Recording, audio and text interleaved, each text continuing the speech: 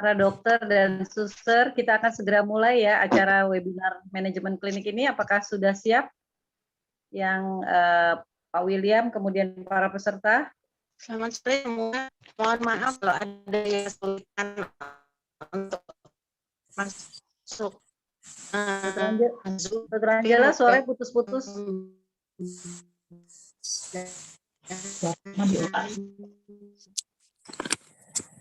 Sore. Sore.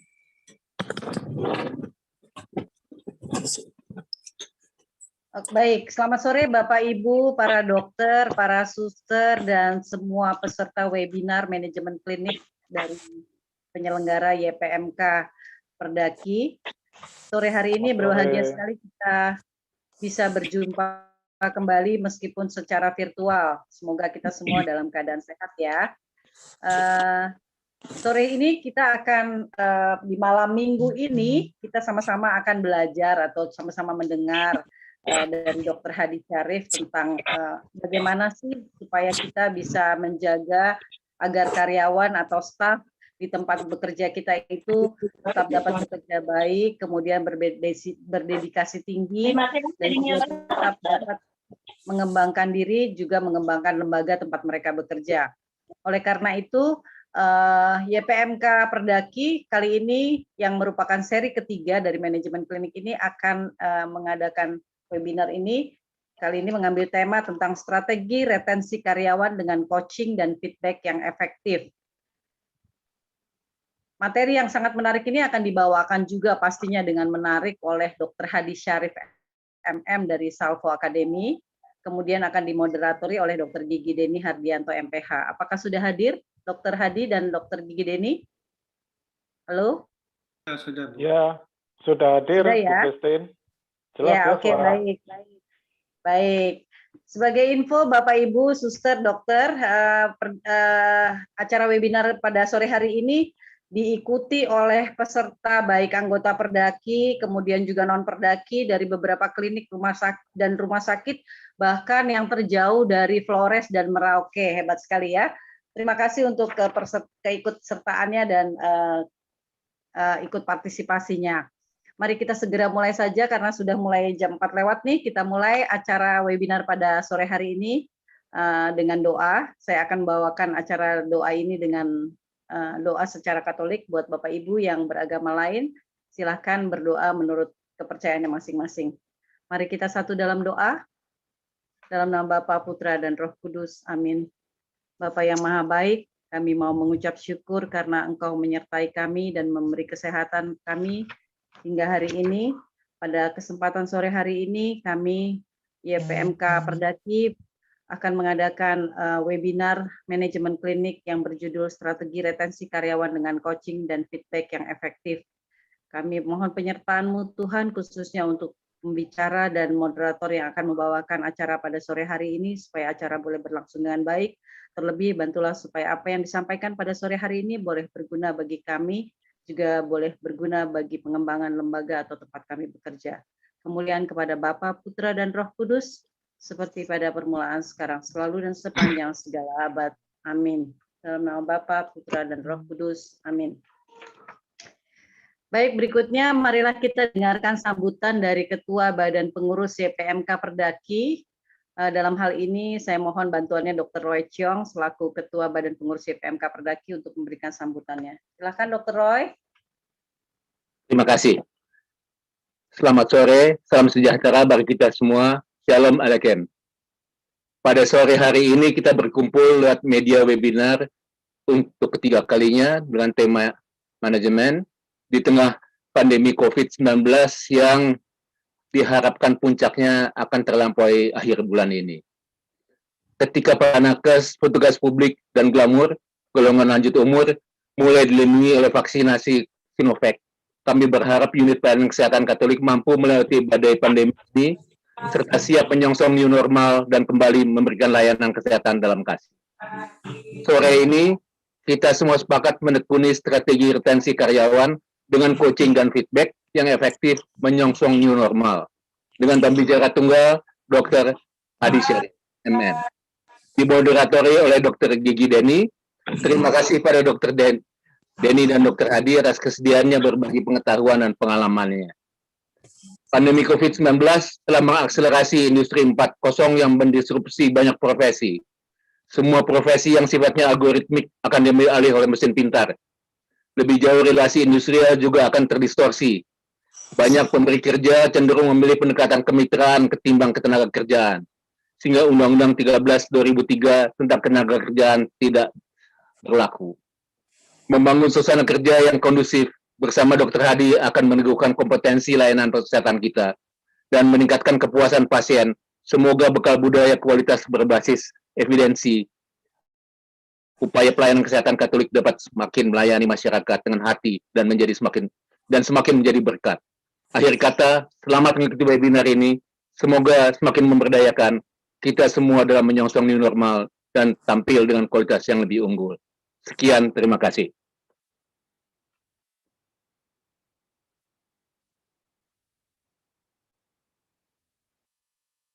Saya kembalikan ke moderator.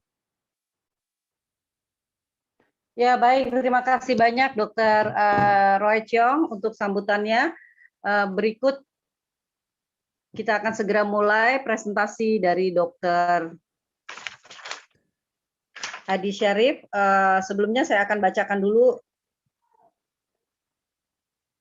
CV-nya dari Dr. Gigi Denny Hardianto sebagai moderator. Beliau saat ini adalah Direktur dari RSVC Lebak. Nanti silakan sendiri ya Dr. Denny untuk memperkenalkan diri. Saya persilahkan langsung saja kepada Dr. Hadi Syarif MM untuk mempresentasikan dan kepada moderator Dr. Gigi Denny. Silakan Dr.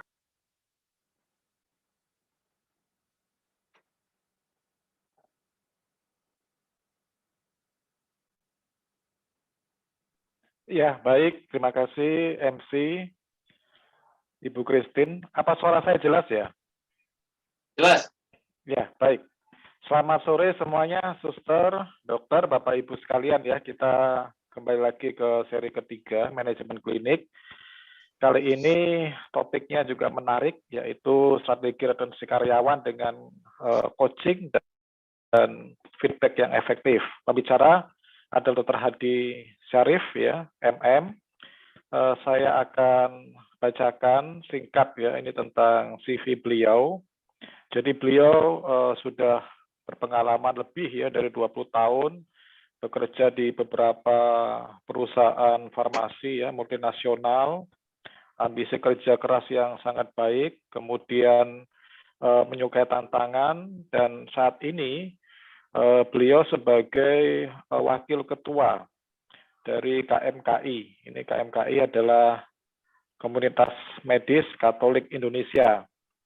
Dan beliau juga merupakan pendiri dari Salvo Klinik ya. Ini adalah klinik utama yang berlokasi di Citra Garden City 6, Jakarta Barat. Pengalaman pelatihan dan konsultan beliau sangat banyak. Yang terakhir akan saya bacakan sebagai lead konsultan di Harsa Consulting, kemudian juga menyelenggarakan beberapa program pelatihan, diantaranya presentation skills, negotiation skill, key account selling, dan seterusnya. Beliau juga sebagai founder dari Salvo Academy yang fokus kepada health and wellness training dan workshop. Begitu untuk CV singkat dari beliau. Saat ini kita sudah menunjukkan waktu jam 16:10. Kita akan mendengarkan presentasi dari Dr. Hadi mengenai retensi karyawan. Kita tahu bersama ya suster, Bapak Ibu dokter sekalian, bahwa mengurus SDM ini penuh dengan problematika. Ada 3 fase, yaitu fase rekrutmen, retensi yang paling lama, juga bisa paling sebentar ya, dan akhirnya fase rilis. Baik, kita persilakan Dr. Hadi untuk presentasi. Waktu nanti sampai pukul 17:10. Silakan Dr. Hadi. Baik, terima kasih Dr. Denny. Suara saya terdengar dengan jelas, Dok? Iya, Ya, jelas, Dok. jelas. Baik, sebelum memulai, saya juga ingin menyapa para peserta. Selamat sore ya, selamat sore di hari Sabtu, di penghujung minggu. Kita masih diberi kesempatan untuk berkumpul ya, para sejawat, Bapak Ibu, Suster, dan saya akan sebetulnya sharing ya, saya tidak akan mengajari karena saya percaya Bapak Ibu yang peserta di sini pasti lebih berpengalaman dari saya. Dan kita nanti sharing aja, jadi memang forumnya saya diberi kesempatan untuk presentasi lebih dulu, tapi pada dasarnya pada saat saya presentasi nanti, kalau misalnya ada interaksi, mohon Bapak Ibu, Suster bisa ikut meng-unmute dan juga bersama-sama untuk mengikuti arahan ataupun apa yang nanti akan saya sampaikan. Sangat menarik sekali bahwa siang hari ini kita diberi kesempatan untuk bertemu yang ketiga kalinya dan saya berbagi panggung dengan Dr. Denny. Biasanya saya yang memoderatori dan hari ini justru saya diminta untuk menyampaikan paparan sedangkan Dr. Denny bisa menjadi moderator. Inilah indahnya di musim pandemi ya, Dok ya. Kapan aja bisa kita tukar-tukar. Karena Ya, setuju, Dok.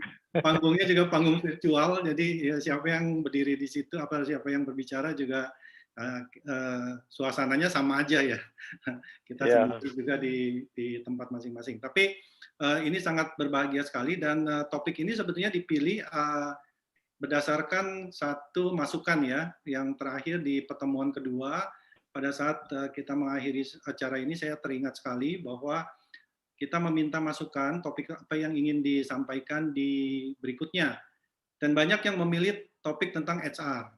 Lalu kami berdua berpikir dengan Dr. Angela juga, lalu kalau HR itu kan terlalu luas ya, terlalu luas, apa yang mau diambil. Tadi Dr. Denny katakan bisa dari rekrutmen, bisa dari retensi atau rilis. Tapi akhirnya siang hari ini atau sore hari ini kami memilih atau saya diperkenankan untuk menyampaikan materi yang berupa mungkin berbeda ya dengan hard skill yang sudah Dr. Denny sampaikan selama 2 kali.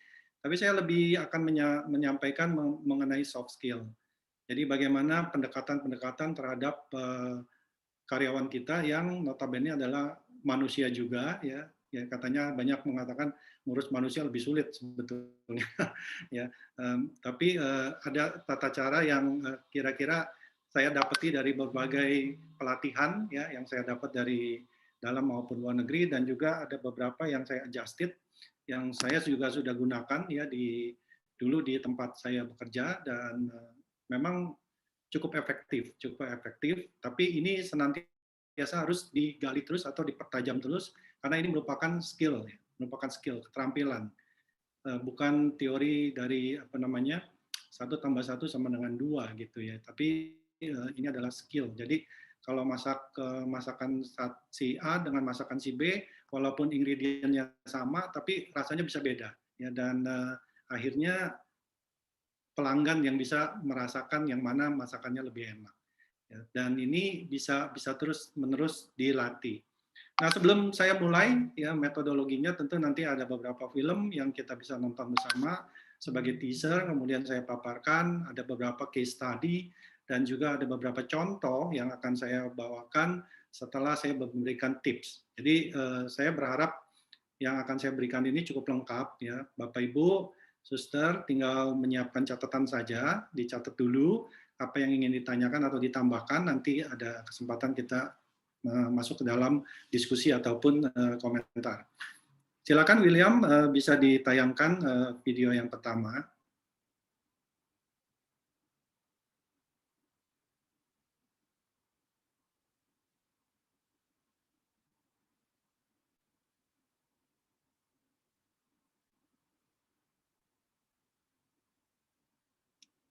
Suaranya belum terdengar, William.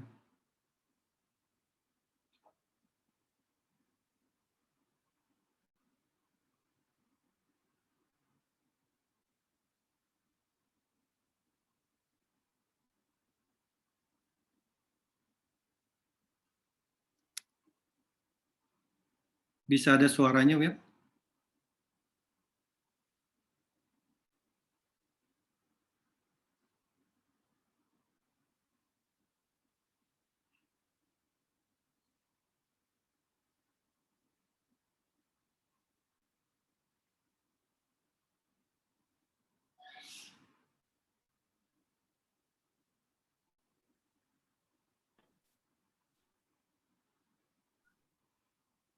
Masih belum ada suara.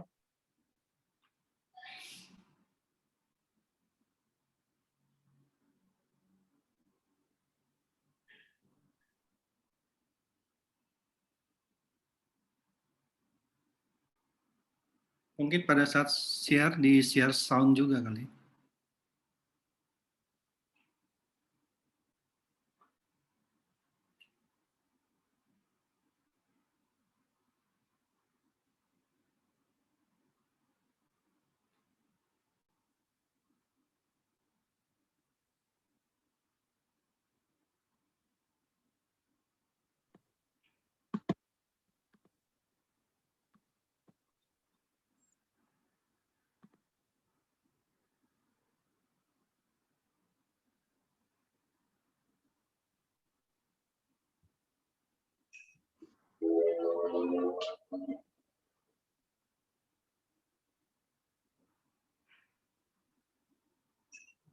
Baik, tidak apa-apa kalau tidak ada suara, kita bisa lihat gambarnya saja, masih bisa dimengerti.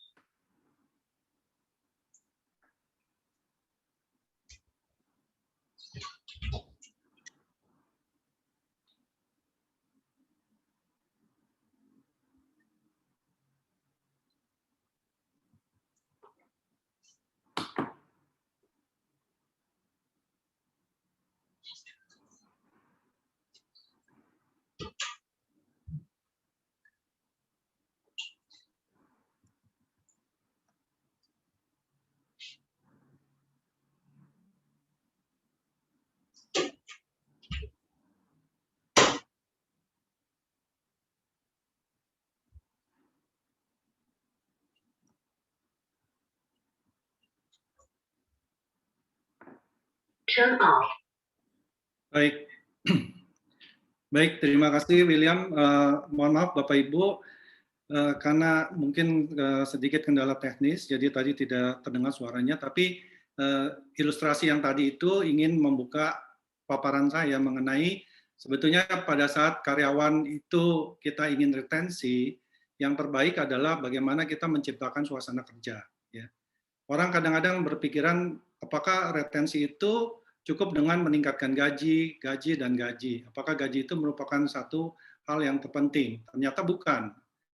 Saya lupa, ada beberapa tahun yang lalu pernah disampaikan satu survei mengenai kenapa sih karyawan itu meninggalkan perusahaan. Itu bukan karena gaji yang diterimanya tidak mencukupi, tapi biasanya lebih dominan dikarenakan karena adanya suasana kerja yang tidak enak, adanya di tempat kerja yang disebut dengan politik perusahaan, ya, adanya gap ya antara apa namanya, bukan gap ya, antara geng-gengan ya, antara satu maunya berteman yang satu mau berteman dengan yang lain, dan timbul beberapa kelompok-kelompok. Atau sering juga ada orang yang merasa ditinggalkan, ya, karena dia punya ide sebetulnya seperti tadi gambarannya si wanita tadi, idenya banyak cemerlang, tapi setiap kali ada pertemuan ataupun diskusi, bahkan wanita ini atau karyawan ini diminta untuk bekerja, tapi hanya manajernya yang berduaan yang memikirkan sesuatu, jadi tidak ada keterlibatan. Nah, itu semua membuat produktivitas wanita itu menjadi turun, dan pada saat dia berpindah ke perusahaan lain, tadi kita sama-sama lihat ya, potensinya tergali dengan baik, ya, selalu diikutsertakan dalam memutuskan atau membuat suatu keputusan, dan akhirnya dia juga meraih sebagai karyawan terbaik. Dan dia katakan bahwa sebetulnya mood yang baik akan seperti magnet, ya, akan menarik hal-hal yang baik. Tapi mood yang jelek, ya, itu juga akan membuat pekerjaan itu jelek. Pas sampai dengan pekerjaan jelek, itu yang dievaluasi, akhirnya masuk kepada suatu tahap bagaimana karyawan ini ingin keluar, atau perusahaan juga melihat performanya tidak bagus sehingga masuk ke dalam tahap R ketiga, ya, yaitu bagaimana kita bisa merilis orang ini. Nah, inilah dilematis yang biasanya kita hadapi. Jadi saya pernah dengar ada seorang teman mengatakan, waduh, membuat perusahaan itu sulit banget ya, karena saya 2 tahun memulai bisnis atau perusahaan, atau entah itu klinik, entah itu restoran, dan apa saja, tapi selama 2 tahun itu waktunya lebih banyak digunakan untuk merekrut orang.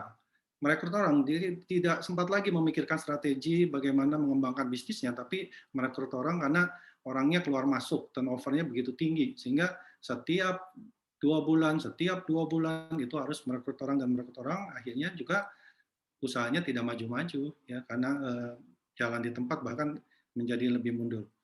Nah, di era pandemi ini tentunya kita lebih jarang bertemu dengan orang, tapi saya rasa skill yang akan saya sampaikan ini masih juga bisa digunakan, dan menurut saya masih bisa relevan kalaupun kita menggunakan skill ini untuk berbicara melalui virtual, ya, melalui virtual.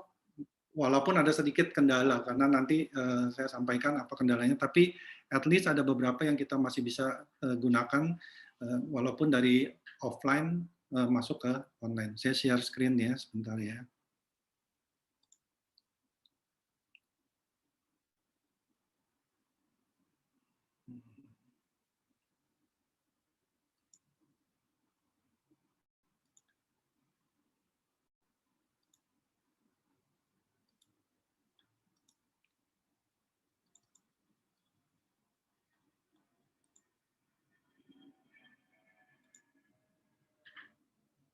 Sudah terlihat ya? Dr. Denny, sudah terlihat slide saya? Ya, sudah jelas, ya. Dok. Baik, sore ini saya diberi kesempatan untuk bicara mengenai strategi. Tadi kita sudah lihat juga slide untuk pembukanya, dan kita masuk ke dalam materinya. Dan pada saat kita mulai dengan materi, biasanya kita mulai dengan slide ini, ya. Saya biasa mengatakan bahwa menjadi seorang pemimpin, ya, atau manajer, ataupun seseorang yang memiliki orang-orang yang mereport ke dia atau direct report, ya, seseorang yang mempunyai tim, maka sebetulnya ada 5 keterampilan yang harus dilakukan, dan ini sangat-sangat perlu dipahami dan perlu juga diasah, ya, keterampilan-keterampilan ini.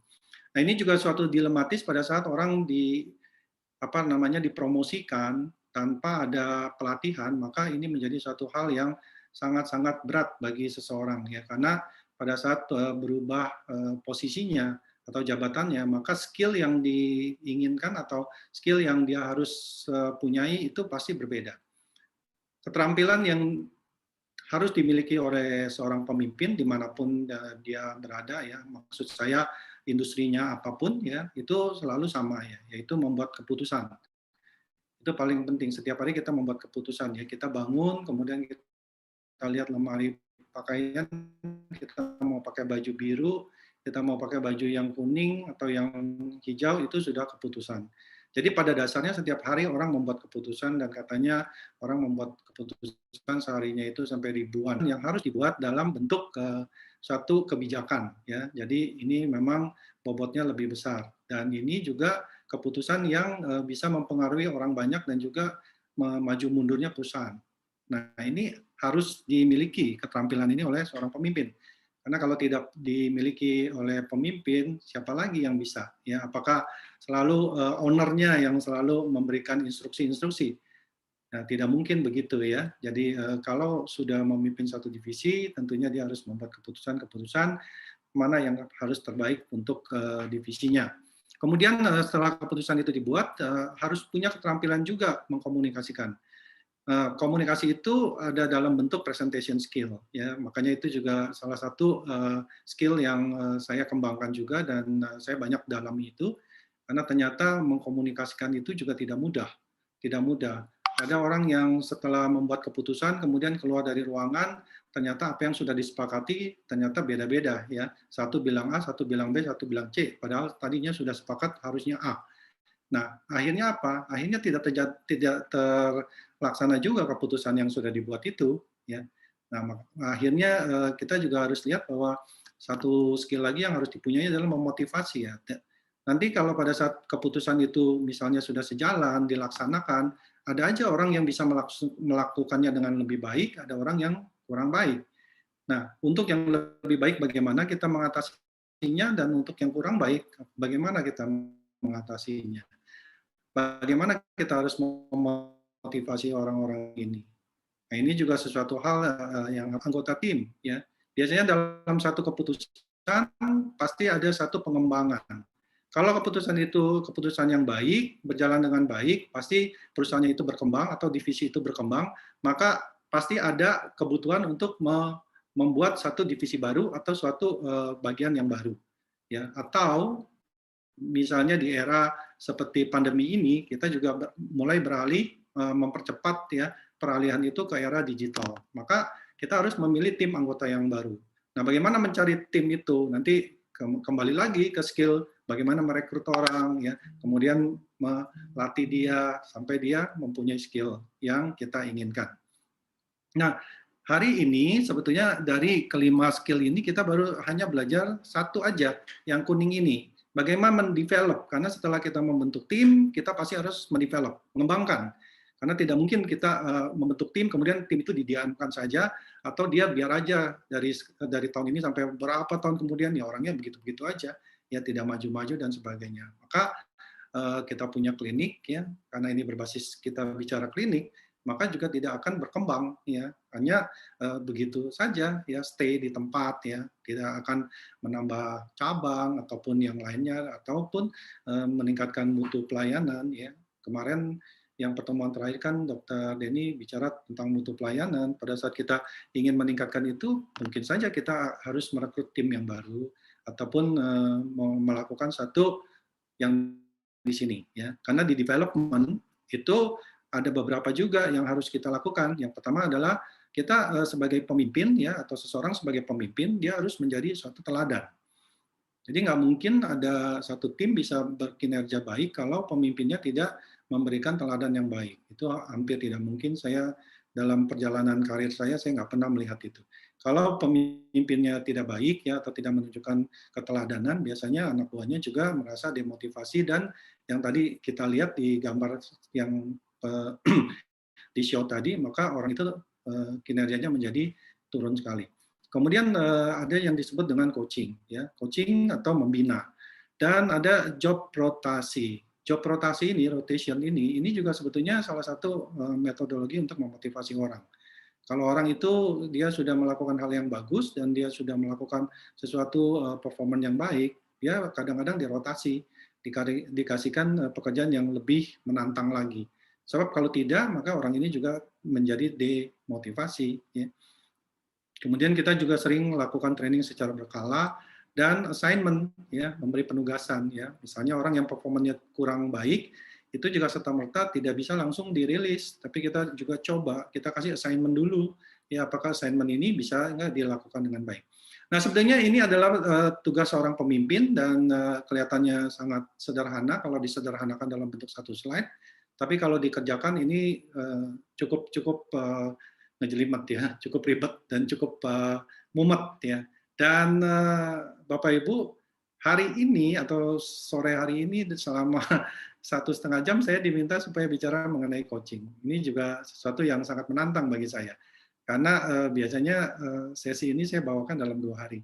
Tapi kita akan coba ya, mungkin ini hanya semacam teaser ataupun membuka wawasan aja atau mengingatkan Bapak Ibu yang sudah biasanya melakukan ini sebetulnya.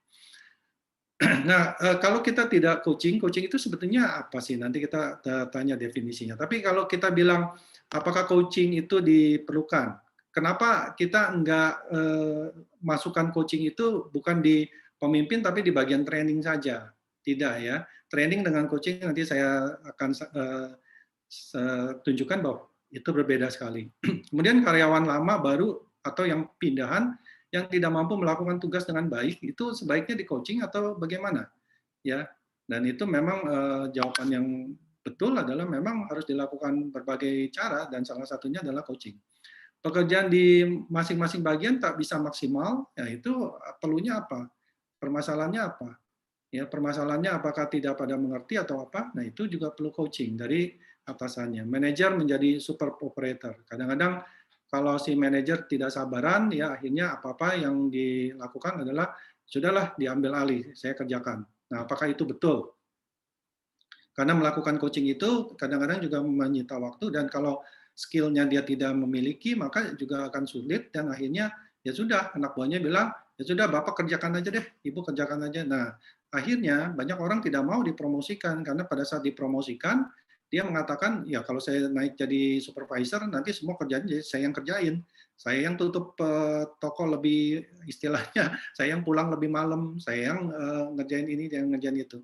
Ada sangat ironis ya, pada saat seseorang ingin dia dipromosikan, pada saat dia bekerja tentu dia ingin dipromosikan. Pada saat dia dipromosikan, dia inginnya sebetulnya supaya punya balance life yang lebih baik, karena dia bisa pulang lebih cepat dan sebagainya, berkumpul dengan anak, istri di rumah ya kalau dia seorang laki-laki. Tapi apa yang terjadi ternyata pada saat dia dipromosikan kejadiannya adalah anak buahnya pulang lebih pagi, dia pulang paling malam. Nah, apakah ini benar ya? Apakah ini benar? Kok dia sudah dipromosikan malah dia pulang itu? Terus kalau orang tanya kenapa begitu ya? Kamu gajinya lebih gede ya, kamu pulang lebih malam. Nggak begitu harusnya ya, nggak begitu. Karena dia digaji lebih besar pada saat dia naik adalah yang diinginkan adalah dia lebih menggunakan pemikirannya ya, bukan soal mengerjakan hal-hal yang istilahnya clerical ya. Artinya admin ya, tapi dia lebih berpikiran strategik, itu yang membuat dia dibayar lebih tinggi ya. Jadi bukan dia harus pulang lebih malam ya. Kemudian manajer dan karyawan tak berkesempatan mengembangkan diri. Nah, ini juga apa yang salah di sini ya, seharusnya jawabannya adalah coaching ya. Bagaimana kalau perusahaan itu menerapkan teknologi baru yang lebih canggih? Sekarang ini banyak terjadi ya, teknologi digital ya. Kemudian kenapa banyak perusahaan yang tidak jalan atau banyak yang tertati-tati, tapi ada yang berjalan dengan cepat. Nah, ini yang masalahnya ya. Apakah dilakukan dengan coaching dengan baik atau dilakukan suatu planning dengan baik, dan setelah planning make decision lalu dilakukan suatu development ya, masing-masing orang dilakukan coaching ya, yang belum dilakukan training dan sebagainya. Turnover tinggi, siapa yang rugi ya? Kalau saya bilang sebetulnya turnover tinggi yang rugi pasti perusahaannya. Yang rugi juga si pemimpinnya itu ya. Anda bayangkan kalau setiap kali kita kerja masuk kantor kemudian ada surat resignation di meja kita ya, kemudian kita harus merekrut orang lagi, orang itu kita harus training lagi. Kapan kita bisa maju ya? Kerja kita hanya training, jalan di tempat, bahkan kadang-kadang mundur. Ini yang hal yang saya pikir dari hal-hal seperti ini sebetulnya jawabannya adalah coaching. Jadi sebenarnya coaching itu apa? Coaching itu dalam rumusan sederhana itu meningkatkan keterampilan. Ya kalau kita lihat di sini mulai muncul kata keterampilan ya. Jadi kita sebetulnya bukan melihat kemampuan ya atau ke apa namanya knowledge atau kepandaian seseorang, tapi kita meningkatkan keterampilan. Karena kadang-kadang kalau kita lihat memang di sekolah-sekolah banyak sekali belajar tentang hard skill ya, tentang kemampuan, knowledge dan sebagainya, tapi keterampilan ini kan sesuatu yang sulit diajarkan ataupun harus dilatih ya, bukan diajarkan, bukan diberitahu, tapi dilatih dan ada assessment-nya dan ada monitoring-nya. Itu yang penting. Kemudian selain meningkatkan juga memperbaiki. Artinya ada dua aspek di sini, meningkatkan pada saat kinerja itu sudah baik atau memperbaiki pada saat kinerja itu tidak baik ya, belum baik. Jadi tugas seorang pemimpin dia bukan berarti yang tidak baik langsung aja dirilis, tapi harus diperbaiki dulu.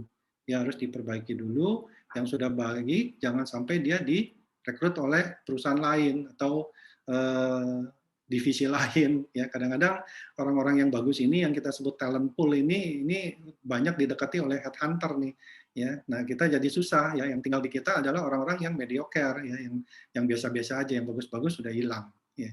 Nah, ini kita harus juga punya keterampilan bagaimana kita bisa meretensi orang-orang yang bagus. Jadi pendekatannya sebetulnya ada banyak ya. Kalau kita bilang pendekatannya training itu dulu memang begitu, tapi pendekatan sekarang sebetulnya lebih banyak yang non-training. Kalau pendekatan non-training itu ada 4 sebetulnya yang harus dikuasai oleh seorang pemimpin. Yang pertama adalah coaching skill, ya. Kedua mentoring. Ya, mentoring itu mengarahkan, meningkatkan kinerja jangka panjang, ya. Bagaimana orang ini diberikan gambarannya, ya. Nanti dia kemana dan bagaimana caranya mencapai ke situ, ya. Kalau coaching adalah lebih day to day, ya. Kalau dia mengalami kesulitan, maka dia datang ke kita atau kita lakukan sesuatu pendekatan-pendekatan ya, dan nanti ada caranya. Banyak orang tidak melakukan coaching ini karena mereka tidak tahu sebetulnya bagaimana melakukan coaching yang baik dan benar. Kemudian konseling, kalau konseling ini memang lebih ke masalah pribadi. Kadang-kadang ini bercampur baur ya, tapi biasanya masalah di keluarga itu juga bisa terbawa di pekerjaan. Nah, ini yang kita harus batasi. Sebetulnya kalau di pekerjaan ya, itu lebih baik berfokus kepada coaching dan mentoring. Ya. Tapi konseling ini diselesaikan lebih ke arah bukan di dalam coaching ya, tapi nanti di dalam coaching kadang-kadang konseling itu juga muncul ya. Tapi itu bukan fokus dari pembicaraan kita hari ini. Kemudian feedback saya tambahkan juga karena feedback ini penting.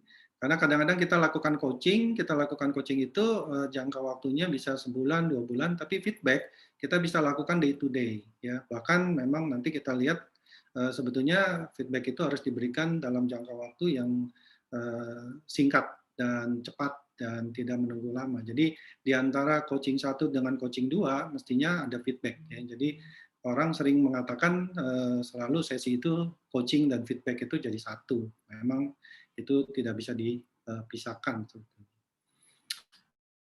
Lalu dasar kegiatan coaching itu kita tidak bisa coaching dan mentoring ya. Tadi saya katakan sebenarnya dasarnya sama. Kita bisa melakukan dengan baik ya. Tadi saya katakan banyak pemimpin yang tidak bisa melakukan dengan baik karena tidak ada saling kepercayaan dan tidak ada saling menghargai. Kalau seseorang itu merasa tidak dihargai, maka kalau kita panggil untuk di coaching, biasanya dia menghindar. Dia selalu menghindar, tidak mau, dan dia malas. Nah, ini yang sering kita bilang, malas ngomong sama dia. Kalau ngomong itu aja, kalau ngomong paling saya dimarah-marahin. Ya. Jadi kalau hal itu sudah terjadi, maka kita tidak akan berangkat ke coaching. Ya, coaching itu harus berdasarkan ini. Ini harus dipunyai dulu. Artinya kalau kita melakukan satu coaching, maka kita juga harus membangun suatu kepercayaan dan saling menghargai. Ini baru bisa jalan. Jadi ini adalah satu dasar bagaimana kita melakukan coaching yang efektif, ya, saling percaya dan saling menghargai. Jadi bawahan atau karyawan itu bisa memperoleh ya kondisi yang mendukung mereka untuk meningkatkan kinerjanya. Jadi tentunya kita bilang bahwa coaching dan mentoring itu diharapkan untuk meningkatkan kinerja. Tentu sesuatu hal yang kita inginkan peningkatan mutu ya, meningkat terus ya, baru kita bisa maju. Jadi trust dan respect ini kita kembali kepada satu hal yang harus dimiliki dulu ya, kalau kita ingin menjawab pertanyaan bagaimana melakukan coaching yang efektif. Itu harus ada dua aspek ini, yaitu trust dan respect. Trust dan respect ini tidak bisa diminta, ya ini yang sulit, yang harus dibangun, ya harus dibangun. Saya tidak bisa bicara dengan Dr. Denny, kita mau coaching, kamu mesti percaya saya ya, kamu mesti percaya saya, kamu harus percaya kepada saya. Selalu saya bilang begitu, nggak bisa ya. Tapi tanpa kita katakan begitu, orang tersebut dia akan percaya kepada atasannya. Kalau ini sudah terjadi, sudah terbentuk, maka coaching itu baru bisa dilakukan. Anda bisa bayangkan saja ya, misalnya seorang Lionel Messi, dia kan selalu yang menggolkan bola ke gawang lawan ya. Lalu coachnya siapa? Coachnya itu belum tentu bisa menembak ke bola seperti hebatnya dia. Tapi kenapa dia harus respect dan dia harus percaya pada saat dia dilatih? Ya. Karena dia mempercayai bahwa orang ini memiliki mata yang beda dan dia bisa mengasah dia punya keterampilan. Sehingga terjadi suatu trust dan respect. Nah, dari situlah bisa terjadi. Ada orang yang akhirnya kalau di contoh sepak bola itu yang sudah kehilangan respect ya, akhirnya dia pecah ya dengan pelatihnya ya. Banyak pemain-pemain akhirnya ternama dia pecah dengan pelatihnya karena sudah tidak ada respect lagi. Ya. Sulit untuk melanjutkan coach itu.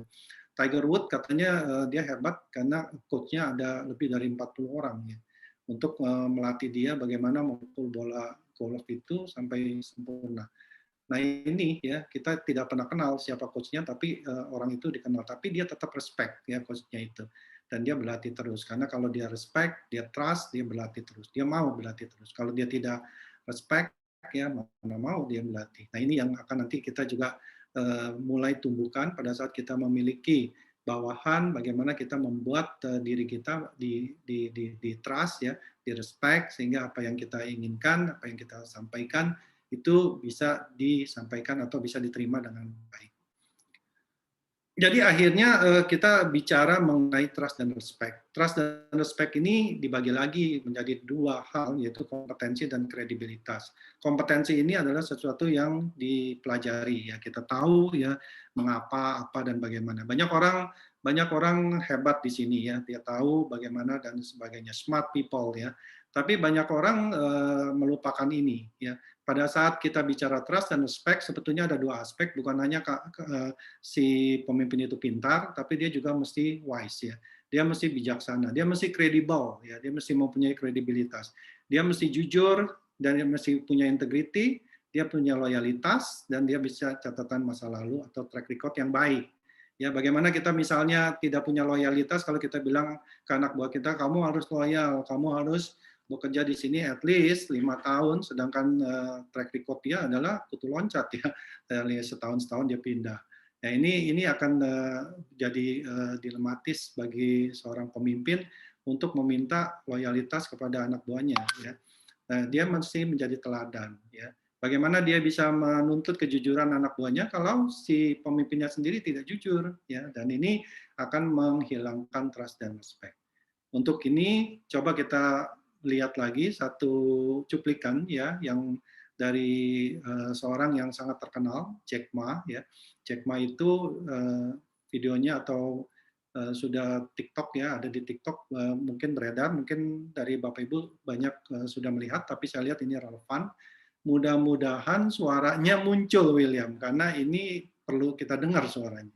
Silakan William, saya stop share ya. Baik dok.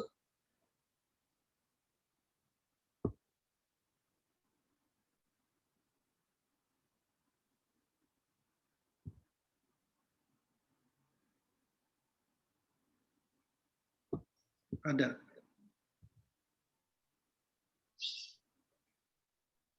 Smart people know what they want, and wise people know suaranya muncul, tapi gambarnya kecil. So I have a lot of smart people. It's difficult to deal with smart people. Very difficult. It's easy to deal with stupid people. You know, they go to the toilet, they go to the restaurant together. This is what I believe. We need more wise people. A leader's smart. Machine will be always smarter than you are. A machine can never be wiser. Smart people using brain. Wise people using heart. Machine don't have heart. Machine only have chips. So this is what I think. Human beings should always learn to be wise, to say no, to know what you don't want.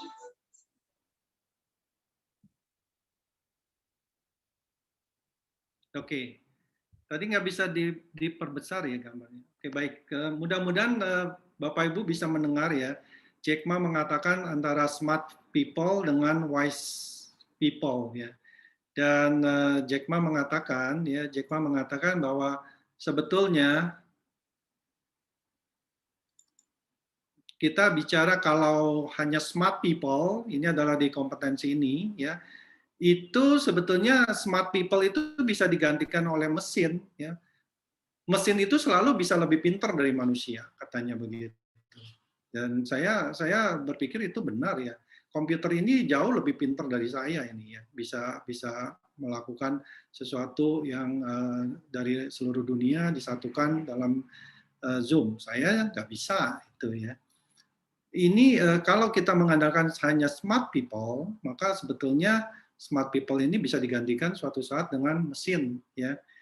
Dan sebetulnya yang dibutuhkan oleh pemimpin-pemimpin yang kita sebut dengan wise people. Karena wise people ini lebih banyak di sini ya, lebih banyak menggunakan hati katanya. Wise people itu tahu apa yang dia katakan, kapan dia mesti mengatakan no ya. Kalau smart people itu tadi kalau di awalnya kita bisa lihat, nanti saya bisa share sih sebetulnya itu mungkin Bapak Ibu juga sudah dapat. Dia tahu, smart people itu kecenderungannya dia tahu apa yang dia mau, ya, apa yang dia mau dia tahu semuanya. Ya. Tapi kalau wise people dia tahu apa yang dia tidak mau gitu. Jadi kebalikannya. Jadi kita sebetulnya sore hari ini lebih banyak mengarah kepada sini. Sebenarnya sangat tepat yang dikatakan oleh Jack Ma bahwa kalau kita berbicara dengan hati, maka sebetulnya kita lebih wise ya, menjadi lebih wise, bijaksana. Dan sebenarnya kita bisa lebih diterima dengan baik dan keberadaan kita itu tidak akan digantikan oleh mesin. Kalau kita bicara soal smart aja, suatu saat akan digantikan oleh mesin. Nah, bagaimana caranya? Kalau kita bicara teknik melakukan suatu coaching, ya tadi kita masuk ke coaching, ya. Sebetulnya banyak metodologi, tapi metodologi yang biasa saya ajarkan itu adalah iGrow atau saya sampaikan ya. Saya tidak mengajarkan, tapi saya mengamati berbagai macam perusahaan dan banyak orang akhirnya mengerucut pada saat kita coaching kita bicara soal 5 topik, yaitu pengenalan isu, kemudian kita bicara goal-nya apa. Jadi ada suatu isu misalnya kenapa sih pencapaian pasien di klinik kita ini menurun ya, isunya apa? Goal-nya berarti kita harus memiliki pasien paling nggak per bulannya itu untuk menutupi cost kita adalah 50 misalnya. Itu goal kita. Isunya kita punya lebih dari 50. Kurang dari 50. Nah, kemudian apa sih akar permasalahannya? Oh, akar permasalahannya ternyata orang yang datang ke kita itu tidak tahu petunjuknya, jadi kurang petunjuk yang mengarahkan ke klinik kita. Itu mungkin root cause-nya. Kita bisa ketemukan root cause itu lebih dari satu tentunya. Kemudian kita cari tahu lagi kira-kira opsi apa yang bisa menjadi solusinya, ya. Apakah kita main di medsos, apakah kita taruh iklan gede-gedean di satu media, ataukah kita cari petunjuk-petunjuk dari 10 km, kemudian menunjukkan atau gimana ya. Kemudian apa yang akan jadikan rencana kita, siapa lakukan siapa dan siapa melakukan apa gitu. Nah, sebenarnya setiap kali coaching kita ngomong ini aja ya. Cuma masalahnya pada saat kita ngumpul, kita duduk ya, kemudian orang itu pada diem semua gitu kan. Ini yang jadi masalah kan. Kita udah duduk, kita udah siapkan waktu jam segini, tapi orangnya yang datang duduk pasif, diam, bawa catatan, dia tungguin bosnya ngomong apa, habis itu bosnya ngomong apa, dia catat. Nah, sebagai seorang pemimpin, ya kita bukan mau menjadi bos, ya, tapi kita menjadi seorang pemimpin yang baik. Maka sore hari ini kita belajar yang di tengah ini, yang disebut prinsip utama. Jadi coachingnya ini ya kita tidak belajar, ya mohon maaf karena ini juga cukup makan waktu, tapi kita belajar ininya dulu, ya. Bagaimana orang-orang yang sudah kita kumpulkan itu mau ngomong, ya mau ngomong, ya dia mau ngomong, dia jangan diam aja dan dia semua share ini ya, share rencana. Kadang-kadang kita tahu ya orang ada 5 orang yang ngomong dia lagi, yang lainnya diam ya. Apalagi kalau dia udah ngomong maka yang lainnya dia akan tidak mau ngomong ya. Akhirnya kita diskusi cuma 2 orang aja, yang lainnya jadi penonton. Nah itu buang-buang waktu buat yang 4 orang ini, mungkin dia tidak respect, mungkin dia merasa buang-buang waktu, akhirnya dia WA-an dan dia tidak perhatikan. Pada saat keputusan itu diambil, maka keputusan itu tidak dilakukan, bahkan yang satu tidak tahu ya. Pada saat orang lain tanya itu keputusannya apa sih? Oh ya itu nggak tahu tuh, tanya aja sama si Anu, dia yang bikin katanya, ya itu atasannya ya. Nah itu mengerucut lagi begitu dan itu biasanya tidak jalan. Ya. Nah kita harus tahu ke key principle kita, ya itu ada 5 lagi yang saya ingin kenalkan dan ini harus kita coba latih ya, nggak bisa secara teoritis, yaitu kita harus menjaga dan meningkatkan harga diri ya, harga diri peserta yang kita coach itu ya, si coachee ataupun coachee itu bisa one by one, bisa one to many, tapi ini kita belajar one by one ya, satu ke satu ya. Misalnya ada seorang kinerjanya jelek ya, kita panggil dia, tentu kita jangan menjatuhkan dia langsung ya. Kita harus menjaga harga diri dia. Kita juga harus mendengarkan ya. Nah ini listening skill ini harus kita latih terus nih. Kadang-kadang pemimpin itu orang yang tidak sabaran, dia tidak mau mendengar. Dan mendengar ini harus kita meresponnya juga dengan empati. Jangan ya pokoknya gue nggak mau tahu aja. Lo memang gue dengar begini, tapi gue maunya begini. Nah itu namanya nggak ada harga diri dan dia tidak empati ya. Dia harus didengarkan dulu secara empati, kemudian proaktif meminta dan mendukung keterlibatan. Kita harus tanya dia, bagaimana pendapat Anda dan Anda harus saya harus bagaimana kalau kejadian ini terjadi pada Anda, apa yang Anda lakukan. Jadi dia harus mendukung keterlibatan orang tersebut ya. Kemudian ajukan pikiran, perasaan dan pendapat. Nah, ini yang di sini. 3 hal yang kita harus ajukan, ya ini yang kita ajukan adalah kita. Kalau tadi proaktif, kita meminta dia. Kalau kita setelah kita minta dia, maka kita juga harus ajukan, kita punya perasaan bagaimana, kita punya pemikiran bagaimana, dan kita punya pendapat bagaimana. Artinya di sini proaktif datang dari coach, ajukan datang dari coach, diakhiri dengan kesepakatan. Jadi ada juga yang dari coach itu kita tidak ambil, ada juga yang dari kita tidak ambil, dan kita kesepakatannya yang mana yang diambil. Jadi ini yang perlu ya, yang perlu, dan ini harus senantiasa dilatih ya skill ini. Kalau skill ini kita punyai ya, maka coach ini dapat berjalan ya, roda ini baru bisa berjalan. Ibaratnya ini kalau ada bensinnya ini nggak ada bensin seperti ini, maka roda ini tidak akan jalan ya. Nah, ini yang penting ya, tadi terskip. Mencapai kesepakatan tanpa mengambil alih tanggung jawab. Jadi kita bukan adalah Superman. Kita bukan apa-apa nanti kita kerjakan. Karena nanti di dalam Anda kalau melakukan satu coach ya, bisa aja orang tersebut bilang ya sudahlah Bapak aja yang kerjain gitu. Apa yang Bapak kerjain? Lah Anda kalau punya 5 orang bawahan ya Anda kerjain 5 punya kerjaan jadi. Ya padahal yang Anda inginkan justru kerjaan Anda dibantu oleh mereka untuk dikerjakan ya. Jadi kerjaan mereka itu punya job desk ya tentunya, dan tanggung jawabnya itu tetap mereka yang lakukan.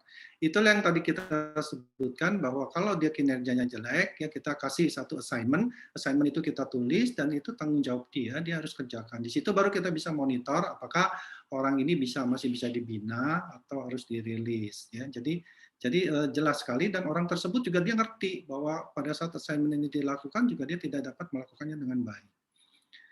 Nah, kalau menjaga harga diri, biasanya kita harus lakukan ini. Karena harga diri ini kita bisa menjaga dan meningkatkan. Kalau kita menjaga, biasanya kita lakukan pada orang-orang yang memiliki kinerja yang buruk, ya, yang buruk, tapi kita juga tetap harus menjaga harga diri dia. Nah, bagaimana caranya? Kita jangan berbicara dengan hal-hal yang lain, tapi kita bicara dengan fakta. Fakta itu penting. Kita harus bicara mengenai sesuatu dengan fakta. Kalau Anda punya data, ya misalnya dia tidak hadir tepat waktu, ya tolong dibawa itu print out-nya. Kalau misalnya dia tidak mengerjakan hal yang dengan baik, ya melewati deadline, ya tolong dikasih tahu deadline-nya kapan dan waktu dia submit itu tanggal berapa. Ya, tapi tetap kita harus menghormati, ya, jangan langsung datang dengan memaki-maki, ya. Tentu kita harus hormati juga karena kita ingin dia juga menghormati kita dan kita memberikan dukungan. Kita harus juga tanyakan kenapa ini bisa terjadi, begitu kan? Terus jelaskan alasan-alasannya apa yang terjadi, kenapa ini bisa Anda lakukan seperti ini, ya. Jadi disitulah terjadi interaksi dan disinilah baru bisa roda ini berjalan kalau ini kita mulai dengan menjaga harga diri, ya, masing-masing orang, terutama kita menjaga harga dirinya si coachee supaya dia juga bisa menghargai diri kita. Kemudian kita bisa juga meningkatkan pada orang yang sudah performanya bagus, kita harus meningkatkan, kita akui ya pemikiran dan ide yang baiknya, hargai ya pencapaiannya, ya kita hargai pencapaian dia, terus tingkatkan kepercayaan diri dia supaya dia bisa diberikan sesuatu hal yang lebih lagi, ya entah dia job rotation, ya entah dia ditambah assignment tambahan, atau dia menjadi asisten kita, ya menjadi asisten kita mengerjakan hal-hal yang menurut kita urgensinya atau kurang, ya sehingga dia bisa diberikan. Artinya kita juga memberikan dia kesempatan untuk nantinya kalau dia dipromosikan, dia tidak kaget bahwa pekerjaannya akan bertambah seperti ini, ya. Kemudian kita juga bicara mengenai sesuatu yang spesifik ya dan tulus. Jangan bicaranya terlalu lebar atau kita memberikan assignment-nya tidak spesifik, tapi yang spesifik dia menambah kerjaan apa. Karena ini kan biasanya orang ini kan kita kasih kerjaan tambahan ya. Jadi yang spesifik aja supaya juga jangan terlalu memberatkan. Karena kerjaan dia tetap utamanya adalah pada saat dia di posisi itu, cuma kalau orang itu sudah bagus, maka kita bisa kasih kerjaan tambahan. Nah, ada hal-hal yang kita bisa contohkan ya, kita bilang itu ya, apa sih yang gimana. Jadi ini memang sebetulnya kayak NLP ya, ini sebetulnya kayak kita bagaimana kita bicara, tapi kita bicaranya dengan hati ya, tentu apa yang kita ada di benak kita sampaikan keluarnya kan dengan kalimat ya. Jadi ya ini kelihatannya kalimat-kalimat bahasa Indonesia yang benar, tapi tentu kita bisa adjust it ya pada saat Anda bicara ya tentu bilang, oh ya gue seneng banget ya lulus sama lu ya, gagasan lu tadi itu bagus banget ya, gagasan Anda tuh bagus banget ya. Jadi selalu dengan perasaan dulu, saya senang ya gagasan itu bagus. Kalau Anda bicara begini ya pasti dia sudah juga merasa oh gagasannya didengar ya, pasti dia juga lebih senang ya. Saya sangat menghargai loh inisiatif Anda untuk ini ya. Jadi pertamanya tentu kita buka begini dulu ya. Terima kasih atas undangan dan Anda sudah meluangkan waktu. Ya ini biasa MC juga melakukan itu.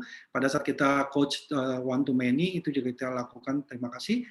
Kita lakukan coach one to one juga kita bisa bilang terima kasih Anda sudah meluangkan waktu untuk datang untuk kita membahas ini. Kemarin Anda membantu saya bla bla bla bla dan saya merasa itu satu bantuan yang sangat baik sekali dan saya menghargai itu. Ya itu aja, kita cuma mengatakan ya saya menghargai apa yang telah Anda lakukan.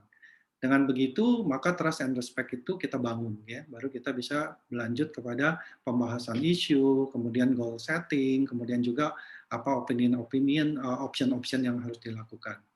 Ya kinerja Anda sangat bagus, ya saya pikir sangat efektif. Lalu empati, nah empati ini juga penting ya, empati ini yang kedua kan yang tadi adalah harga diri, yang kedua empati. Itu memahami emosi ya dan pandangan orang lain. Yang paling penting di sini adalah bukan berarti Anda menyetujui perasaan orang lain itu ya. Misalnya kita bilang ya saya sebetulnya paham kenapa Anda marah sama orang tersebut ya, tapi sebetulnya Anda bukan setuju bahwa dia harus marah. Anda tidak menyetujui, cuma Anda paham ya. Paham kenapa? Karena kita menempatkan diri kita kepada dia. Nah, kemudian mencoba memandang permasalahan itu dari sudut orang lain itu empati, ya bukan simpati tapi empati. Kalau simpati tentu kita membawa perasaan kita dengan perasaan dia. Tapi kalau ini kita sebetulnya memahami sudut pandang dia, tapi kita belum tentu tidak berarti kita menyetujui nanti kita bisa lihat caranya bagaimana kita sampaikan juga pendapat kita pada saat kita masuk di satunya, yaitu ajukan ya. Nanti kita sampai ke sana. Jadi pertama harga diri, kedua empati ya. Hindari emosi negatif ya, jangan sampai kita marah yang gebrak meja dan sebagainya. Itu sangat tidak bagus ya. Dan itu kalau Anda lakukan itu sekali, maka itu akan sulit sekali untuk mengajak lagi mereka berkumpul dan bicara soal sesuatu yang produktif ya. Kemudian respon pada perasaan positif juga ya. Ya misalnya hari ini semua merasa senang ya. Oh iya saya senang.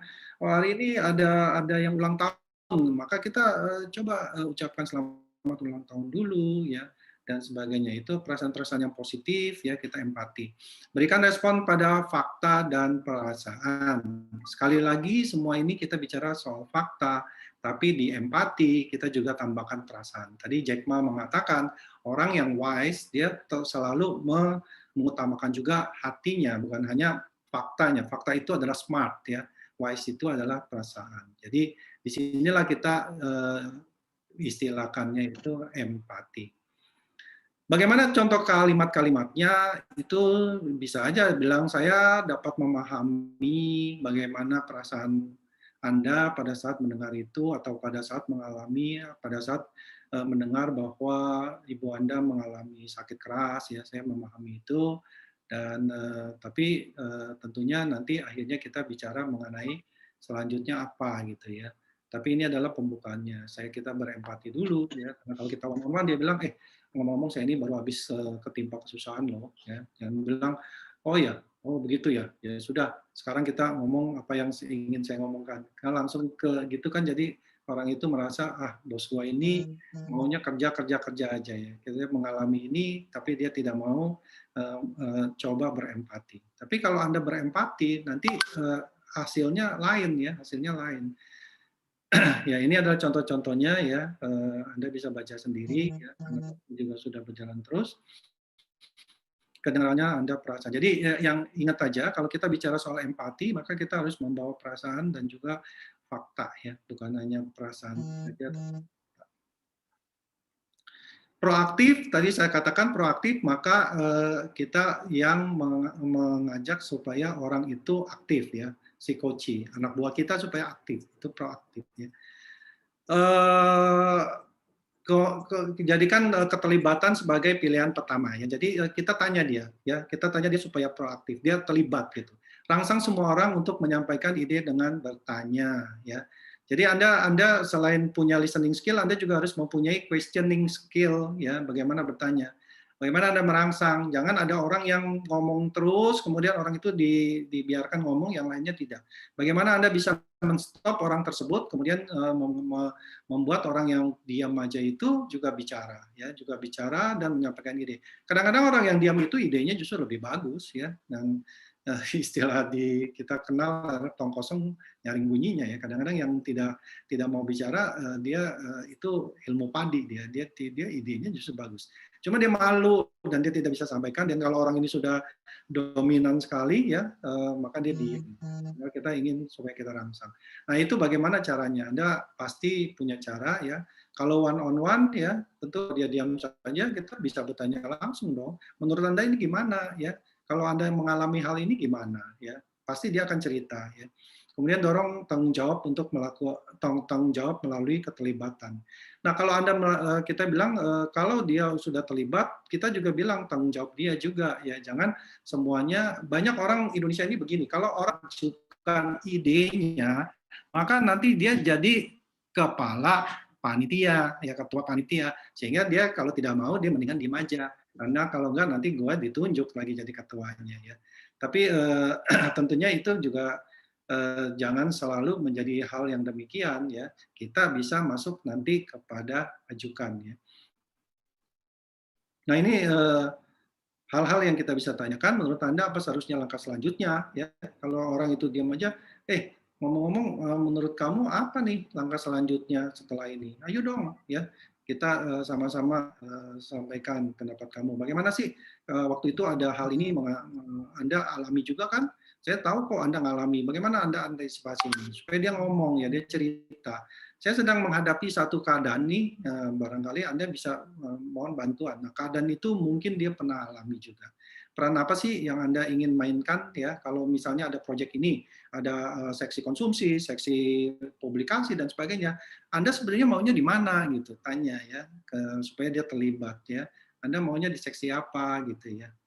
Nah itu ya. Kemudian setelah kita proaktif, minta dia proaktif, kita yang mengajukan pendapat kita. Ya pada saat kita mengajukan pendapat kita harusnya menyampaikan dengan perasaan juga dengan pemahaman yang wajar ya. Jangan kayaknya dibuat-buat begitu.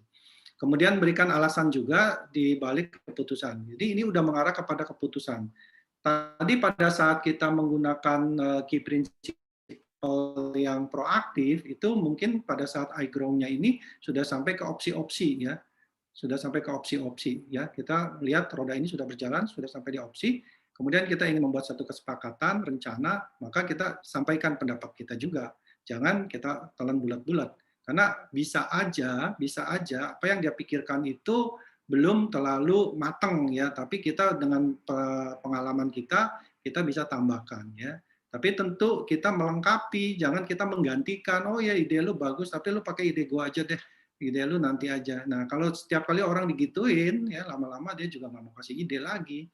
Ya, tapi kita bilang gini, kalau kamu bilang kamu mau mengatakan itu dan kita bawa misalnya baju renang ya, bagaimana kalau kita bawa juga snorkeling kit gitu loh, karena nanti kita mungkin bisa berenang, bisa melihat ikan gitu. Artinya kita melengkapi apa yang sudah ada supaya lebih bagus berdasarkan pengalaman kita. Itu tadi contohnya kalau kita ingin pergi berenang gitu ya, misalnya. Atau kalau yang lebih ke arah sini up to date ya tentang digital ini ya. Bagaimana kalau kita misalnya kita kembangkan dengan Instagram? Oh iya bagus Instagram. Nah, kalau Instagram dihubungkan dengan Facebook bisa nggak ya? Nah gitu. Jadi kita lengkapi ya, kita tantang dia, kita tanyakan dia, ya kita ajukan ya pendapat kita. Karena saya pernah loh lihat ada satu ini bagus loh kalau dia dari Instagram dia bisa ke sini, dia bisa ke LinkedIn juga ya, sehingga orang itu kita bisa dapat lebih banyak. Gitu. Nah itu kita ajukan. Tapi kita juga sampaikan itu secara jujur ya, secara jujur. Perasaannya jangan dibuat-buat ya, itu akan kelihatan kok kalau kita buat-buat.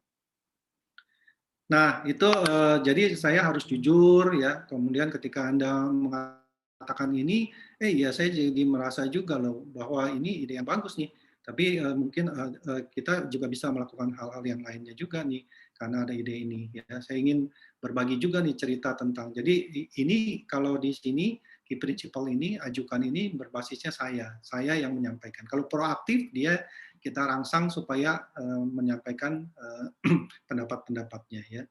Nah, kita sampaikan di situ. Kita Radi, yes. Waktunya kurang 5 menit lagi. Ya, baik ya. Baik. Terima kasih, Dok. Jadi kita lakukan tanggung jawab kesepakatan ya, tapi tanggung jawabnya itu jangan sampai dilepas ya, jangan sampai dilepas, tetap tanggung jawab kepada orang tersebut ya, jangan kita ambil tanggung jawab itu akhirnya kita yang mengerjakan ya, kita yang babak belur ya. Jadi membantu orang lain untuk berpikir dan bertindak ya, terus kemudian get commitment ya, get commitment, jangan mengambil alih. Ini poin ketiga yang penting nih, kadang-kadang atasan itu karena nggak sabaran dia mengambil alih. Ya boleh ya, tetap dia mengerjakan, kita yang mendukung. Ya. Jadi itu ya sepakat, dukungan apa sih kita tanya yang bisa ya, pembicaraan saya dengan ini mungkin bukan solusi yang terbaik karena mari kita bicarakan bagaimana strategi Anda menghubungi dia, misalnya kita harus menghubungi seseorang ya, kemudian dan sebagainya, tapi orang itu yang menghubungi ya, orang itu yang menghubungi. Nah lalu kita sekarang lihat ya. Tadi itu kan coaching. Coaching itu kan kadang-kadang kita lakukan beberapa hal atau beberapa bulan sekali. Nah, diantaranya ini kita akan lihat satu kinerja ya yang Kita lihat pada saat kita lakukan coaching, ya, itu kinerja itu ada menjadi baik, ya. Nah, pada suatu saat itu dia akan flat, ya. Kalau kita tidak melakukan satu feedback, ya, atau letupan-letupan, gitu, ya. Kita melakukan pujian-pujian ataupun pertemuan-pertemuan singkat yang sedikit-sedikit, ya. Itu akan flat katanya grafiknya itu. Bahkan kalau kita kritisi terus orang tersebut, ya, pada saat perjalanannya dia akan performanya turun. Tapi kalau kita kasih feedback yang konstruktif, maka performanya akan naik. Ya. Ini yang kita akan belajar di feedback. Saya langsung saja, kita tidak usah lihat filmnya dulu. Cara melakukan feedback ada 3 hal yang penting, yaitu feedback itu harus dilakukan secepat-cepatnya, ya. Jangan ditunda-tunda. Biasanya kalau kita lakukan itu kejadian itu hanya boleh berselang 2 minggu. Selebih dari itu sebaiknya tidak usah diberikan feedback.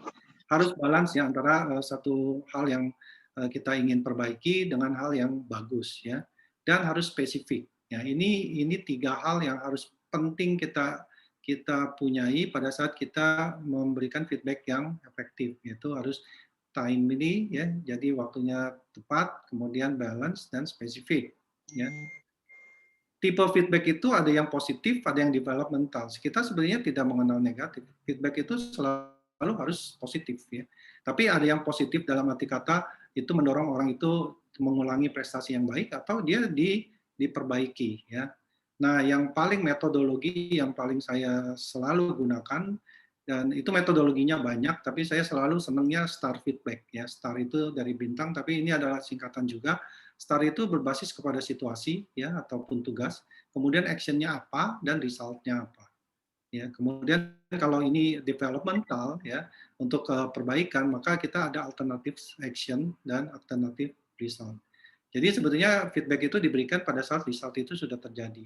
Tapi kalau untuk perbaikan di kemudian hari, kita bilang, sebaiknya kalau Anda lakukan, tadi kan Anda tidak lakukan ini, kalau Anda lakukan ini, mungkin hasilnya akan lebih baik. Mungkin, ya. Bisa juga tidak, tapi itu adalah sesuatu hal yang membuat feedback itu membalance, ya. Jadi feedback bisa tertulis, bisa verbal. Verbal itu ada artinya secara lisan aja, ya. Tertulis lebih bagus. Kalau kita lakukan ini, kita bisa buatkan CC-nya kepada atasannya sehingga bisa dievaluasi. Ya, jadi feedback itu dengan STAR approach itu bisa membantu tim untuk fokus pada behavior, perilaku. Bisa meningkatkan atau mendorong performance, ya, dapat digunakan untuk memberikan feedback itu secara verbal atau tertulis. Ini feedback, ya. Saya kasih contoh supaya bisa lebih mengerti, ya, apa yang tadi saya sampaikan. Ini ada satu situasi, ya, situasi kan tadi kita bilang STAR itu S-nya adalah situasi atau task atau tugas, ya. Kemudian A-nya adalah action-nya dan result-nya. Nah, ini situasi satu. Di tengah pertemuan, ya, di gang, di koridor, saya ketemu si Joni, saya bilang, John, saya kasih tahu nih, ya, bahwa saya menghargai nih usaha Anda untuk mengatur kunjungan ke pusat sumber daya kepemimpinan, misalnya gitu, ya, hari ini, dengan menghubungi orang-orang yang berkepentingan dan menentukan jadwal kunjungan. Jadi sangat spesifik, ya, tadi timely, yaitu hari ini, spesifik, menghubungi orang-orang yang berkepentingan, menentukan jadwal kunjungan, masing-masing anggota tim benar-benar memperoleh manfaat maksimal kunjungan di setiap kantor. Terima kasih atas perhatian Anda sampai ke hal-hal yang detail. Ini feedback, ya. Jadi setelah kejadian, setelah kunjungan, maka saya, John ini ketua panitia, saya langsung hampiri, ya, sebagai pimpinannya, dan saya bilang, John, bagus, ya, kamu hari ini lihat ini dan semuanya detail dan ini semua. Jadi kalau ditanya apakah ini efektif, ini adalah feedback yang sangat efektif karena memenuhi kaidah itu, ya, timely, ya, hari ini, dan dia langsung sampaikan balance, ya, tidak ada yang negatif, ada yang positif dan sangat spesifik, ya. Jadi ini feedback yang efektif, ya. Nah, kita lihat lagi yang contoh yang kedua, ini yang terakhir mungkin. Saya lihat Agnes, ya, kita ketemu, saya baru saja teringat untuk memberitahu Anda sesuatu hal bulan lalu ya ketika kita merencanakan perjalanan ini, Anda diminta untuk membuat jadwal perjalanan oleh manajer divisi, tapi rupanya Anda lupa. Nah, kelupaan ini menimbulkan masalah dalam penjadwalan dan saya tahu bahwa hal ini merisaukan manajer divisi karena dia mengatakan kepada saya kejadian yang membuat tim kita terlihat tidak profesional. Nah, ini kalau kita berikan feedback seperti ini, maka ini adalah feedback yang kurang efektif. Karena kenapa? Pertama, dia tidak memenuhi kaidah bahwa bulan lalu, sudah 1 bulan. Ya, sudah 1 bulan, walaupun ini disampaikan oleh orang lain lagi ke kita, ya, lalu kita sampaikan ke dia, itu sudah tidak langsung, ya, itu tidak bagus. Nah, kalau kita dapat hal seperti ini, sebaiknya kita tidak sampaikan ke orang tersebut atau ke bawahan kita, ya, kita keep aja buat kita. Karena ini pertama sudah tidak bisa dilakukan feedback ini secara efektif. Kedua, dia juga tidak memberikan solusi-solusi apa yang lebih baik, ya, tapi hanya sebatas mengkritisi saja. Nah, ini sangat membuat orang itu menjadi kinerja turun, ya. Lama-lama orang ini tidak mau lagi dia melakukan hal ini. Saya rasa itu aja, Dr. Denny, yang bisa saya sampaikan dan terima kasih atas waktunya. Saya kembalikan kepada Dr. Denny. Baik, Dr. Hadi. Sangat menarik ya materi dan juga presentasinya. Banyak juga contoh-contoh langsung yang sudah diberikan Dr. Hadi. Baik, Suster, Bapak Ibu Dokter, silakan mungkin dibuka videonya. Kalau mau bertanya bisa langsung di unmute ya. Juga boleh di kolom chatting. Oke, sembari kita menunggu Dr. Hadi, saya tertarik dengan banyak metode nih ya, ada iGrow, ada Hempas tadi ya, juga ada.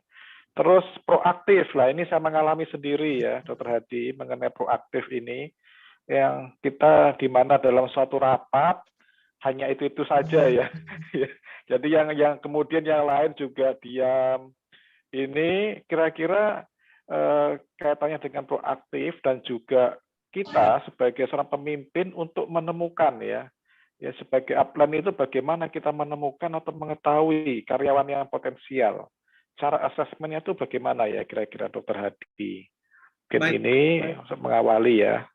Ya baik, Dok. Memang ini sebetulnya yang tadi saya katakan ini sangat singkat sekali. Sebetulnya semuanya ada assessment, Dok. Bahkan kalau seseorang itu dia di prinsipalnya bagus di mana itu juga ada ininya, Dok. Ada assessment. Saya punya satu assessment tools ya. Kalau assessment tools itu orang itu menjawab, kita bisa tahu bahwa orang itu sebetulnya lebih dominan di proaktif, lebih dominan di harga diri ya, menjaga harga diri dan sebagainya. Tapi kalau menjawab pertanyaan dokter sebetulnya itu bukan pengalaman dokter saja, saya juga sangat sekali mengalami dan kadang-kadang saya juga melakukan itu sih, Dok. Dalam suatu meeting boro-boro kita mengalami, kita yang mimpin ya. Tapi kadang-kadang saya sebagai peserta meeting juga saya seringkali juga tidak memberikan ide-ide ataupun apa ya, bukan karena saya lagi capek dan lagi malas. Tapi saya selalu memaksakan diri saya. Saya selalu berpikiran kalau saya mengikuti suatu meeting, berarti saya sudah meluangkan waktu, menghabiskan waktu saya, dan saya harus memberikan sesuatu. Itu selalu ada di dalam hati nurani saya, atau saya bilang saya mesti sesuatu yang mesti saya. Jadi paling tidak saya buka suara sekali minimal ya. Kalau bisa 2-3 kali ya itu bagus. Tapi kalau topik itu relevan. Jadi kalau kita bilang assessment, kadang-kadang begini, Dok, itu bisa diatur tata duduknya, Dok. Assessment itu kan nanti lagi ya, dia memang orangnya dominan atau apa dan sebagainya. Tapi kalau kita sudah tahu orang ini dominan banget ya kalau bicara, dia suruh duduknya di depan dokter aja, jadi dokter terus gitu ya. Atau yang nggak mau bicara duduk di samping dokter gitu loh. Dan nanti dokter jadi nanyanya gampang, menurut kamu gimana gitu loh. Iya, iya. Jadi baik, Dr. Hadi. Dengan metode yang sangat sederhana itu bisa. Kedua gini, Dok, jeleknya itu ya di kita itu ruang meeting itu adalah itu juga. Itu juga membuat orang bosan, Dok.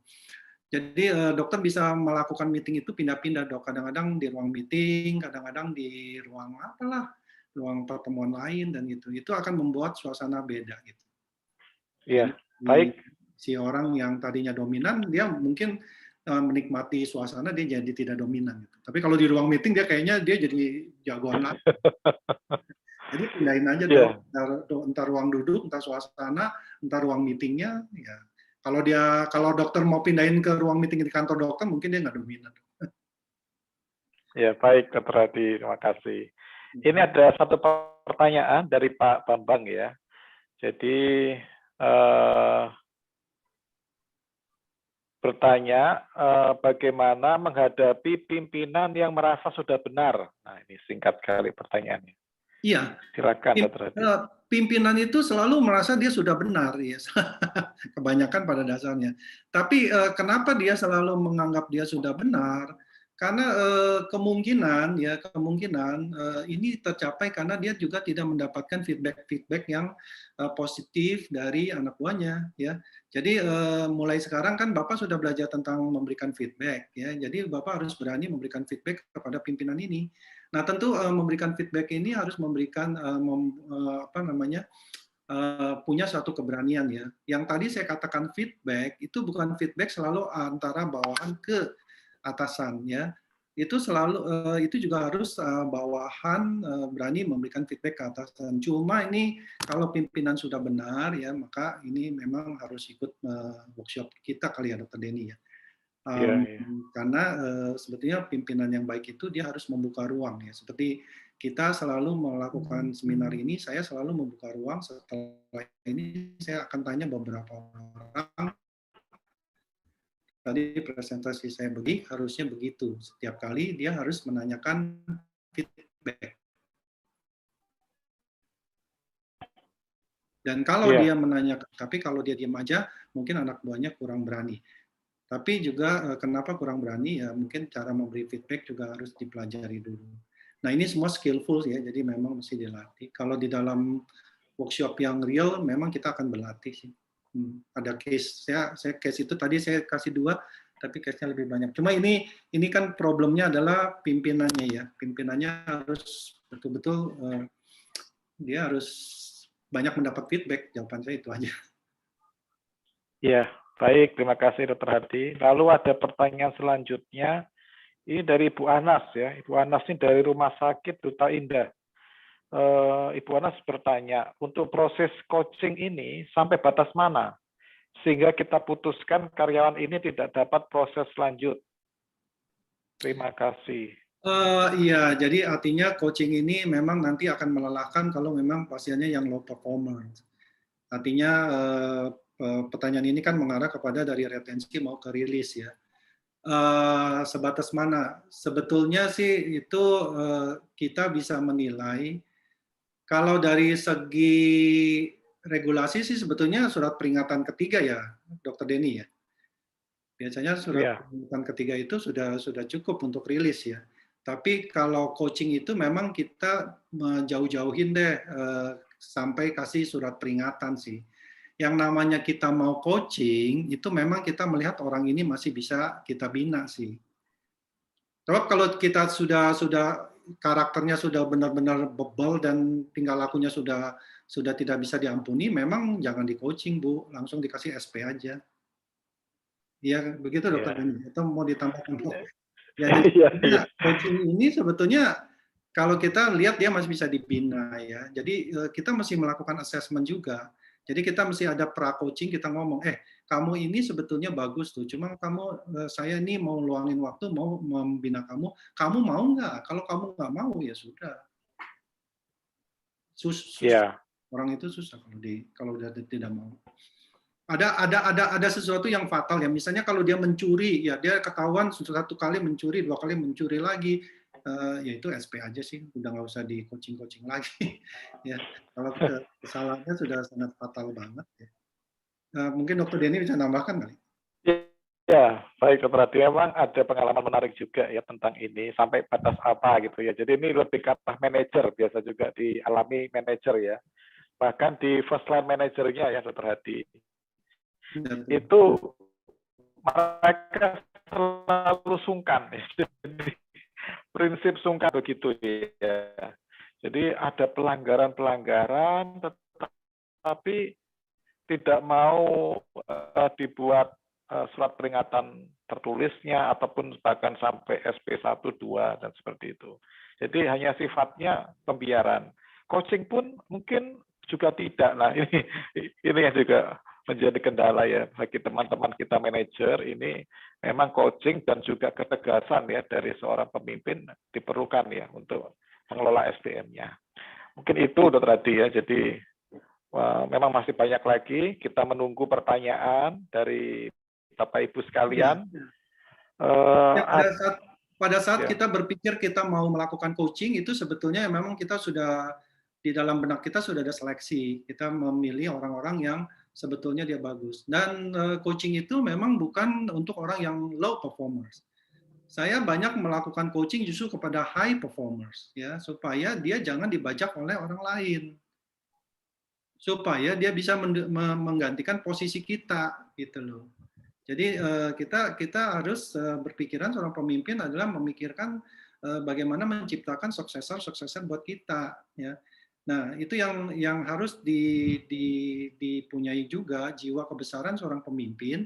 Jangan takut membuat orang itu menggantikan kedudukan kita, gitu. Karena kalau itu yang ditakuti, ya, dan itu ada selalu dalam benaknya, maka coaching ini tidak akan jalan. Soalnya kalau dibilang begitu, nanti orang ini tambah pinter dong. Tapi kalau dia pinter, gua digeser. Kalau udah begini, emang udah runyam gitu. Tapi padahal enggak ya. Kalau mekanismenya itu bagus ya, orang itu kita ciptakan. Saya di pengalaman saya menciptakan banyak sekali manajer-manajer yang menggantikan saya, sehingga pada saat saya menginjak usia pensiun, pada saat atasan saya bilang siapa yang menggantikan, saya langsung bisa nunjuk orang itu, dan orang itu bisa jalan gitu loh. Karena metode ini saya lakukan. Misalnya kalau dia sudah high performance, biasanya dia melakukan kerjaan itu lebih cepat dan dia ada waktu luang, dan saya ajak dia ngomong, saya coach, saya bilang saya kasih kamu assignment, mau nggak? Assignment itu sudah sedikit banyak pekerjaan saya gitu. Pekerjaan dia di level yang satu tingkat di atas. Nah, jadi pada saat dia dipromosi, dia sudah bisa, tidak canggung lagi. Ya, baik Dr. Adi penjelasannya. Ada lagi nih pertanyaan dari Bu Risma ya. Bu Risma ini dari Family Medical Center ya, kalau tidak salah dari list saya. Beliau menanyakan, Dr. Hadi tadi dijelaskan bahwa coaching sebagai salah satu metode untuk retensi karyawan. Tunggu. Kapan kita lakukan untuk metode coaching, job rotation, training, atau assignment? Atau memang semuanya kita lakukan? Itu. Semua, jawabannya semua. Semua dilakukan. Itu semua tools itu ya. Sebagai pimpinan, saya cuma mau membuka wawasan Anda. Sebetulnya semua tools itu banyak, dan kita selalu terkungkung oleh kita ngapain lagi ya? Kita gini-gini aja ya. 2 tahun ya begini, 3 tahun ya begini, ya kerja kita ya di sini aja dan sebagainya. Padahal kerjaan itu banyak ya. Job rotation itu juga banyak sekali dilakukan, dan job rotation itu banyak dikonotasikan bahwa itu untuk yang low performers ya. Low performers dikasih pekerjaan yang dirotasikan yang enggak lah ya, supaya dia keluar gitu loh. Sebetulnya enggak. Job rotation itu sangat-sangat motivated bagi orang yang high performers, dan dia dikasihkan sesuatu kerjaan yang lebih menantang gitu. Jadi jawaban saya, semua tools itu harus dilakukan. Nah, coaching itu kapan? Ya tadi kita lihat pada saat saya melihat ada orang yang performanya begitu bagusnya, dan saya ingin meretensi dia supaya dia jangan diambil orang lain gitu loh. Supaya dia bisa menggantikan kita, kedudukan kita. Dengan catatan tentu kalau dia menggantikan kita juga naik dong. Gini loh, kalau seorang pimpinan dia takut digantikan, artinya dia juga takut dipromosi. Dia nggak akan bisa dipromosi. Pada saat ada orang lain sudah bisa menggantikan kita pasti dipromosi. Tapi kalau nggak mungkin ya kita digantikan. Ada perusahaan yang bilang kamu di situ aja deh, saya sebab kalau kamu saya naikkan nanti yang gantiin kamu siapa? Nah loh, kok saya bisa di situ aja karena saya nggak ada yang gantikan, gimana sih? Jadinya karir saya mentok di situ karena pimpinan bilang kalau kamu saya promosikan nggak ada yang naik. Jadi yang promosikan siapa? Jadi rekrut dari perusahaan lain gitu loh, dari orang luar, kan aneh gitu. Jadi itu semua tuh harus dilakukan, ya. Mungkin itu jawaban saya. Kalau Dr. Denny mau jawab, ditambahkan silakan. Ya, baik. Saya kira juga berasal dari waktu ya, Dr. Denny. Juga waktunya harus pas. Bila mana coaching, ya waktu dan kondisi juga seperti itu menentukan sekali. Oke, kita ada pertanyaan selanjutnya, Dr. Hadi. Di sini ada Pak Heri sarjana hukum dari Rumah Sakit Cahya Kawaluyan menanyakan bagaimana cara mengcoaching karyawan baru yang sebenarnya punya kinerja yang menonjol tapi dimanfaatkan sama seniornya untuk mengerjakan pekerjaan mereka yang belum selesai. Sehingga karyawan ini merasa suasana kerjanya tidak nyaman. Itu pertanyaannya. Yang lama lagi keluar. Sebetulnya yang mesti diajak ngomong itu seniornya juga yang diajak ngomong. Kalau dia sih orang baru masuk ya, itu kan kalau kita belajar situational leadership, dia itu kan masih masih di D3 ya, Dok ya. Nah, iya dia di S3 S1 ya. Dia sangat motivated karena dia baru dapat kerjaan dan sebagainya ya. Dia nggak usah di coaching dulu ya, dia dikasih direction aja. Kamu kerjakan ini. Yang mesti di coaching itu mestinya seniornya itu yang memberikan kerjaan-kerjaannya aja. Kita mesti ajak dia kenapa dia lakukan itu ya. Kan tadi saya bilang kalau tanggung jawab itu jangan diambil alih ya. Tanggung jawab itu harus dia yang kerjakan, jangan dia memberikan tanggung jawab itu kepada orang lain. Memang ini kasus yang menarik ya, tidak bisa selesai dengan begitu mudahnya karena saya juga tidak mengenal ini ya. Jadi jawaban ini bisa banyak, tapi kalau dari pengalaman ya yang saya lakukan, sebenarnya orang yang baru masuk itu sangat high motivated. Kita belum melakukan coaching, tapi kita biasanya mentoring ya. Kita bisa mentoring ya, kita lakukan bagaimana dia goalnya dan sebagainya, terus kita berikan mentor ya, mentorship. Tapi kalau orang yang sudah senior, ya disitulah dia butuh coaching. Coaching itu biasanya kita memang berikan pada orang-orang yang sudah sekian lama juga bekerja dan berada dalam tim kita sih. Ya, mungkin hampir mirip dengan ini ya, Dr. Hadi. Biasanya ketika ada assignment ya, mungkin assignment yang baru begitu ya, manajer ini kurang bisa ya memberikan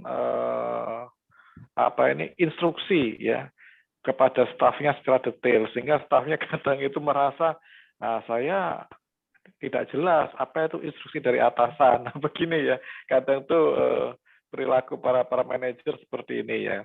Jadi si stafnya merasa juga ya saya masih bingung ini mengerjakan begitu. Jadi manajer ini ya berlaku semena-mena, ya pokoknya tahu beres, pokoknya kerjakan, tetapi tidak mau memberikan detail ya pekerjaannya itu apa gitu.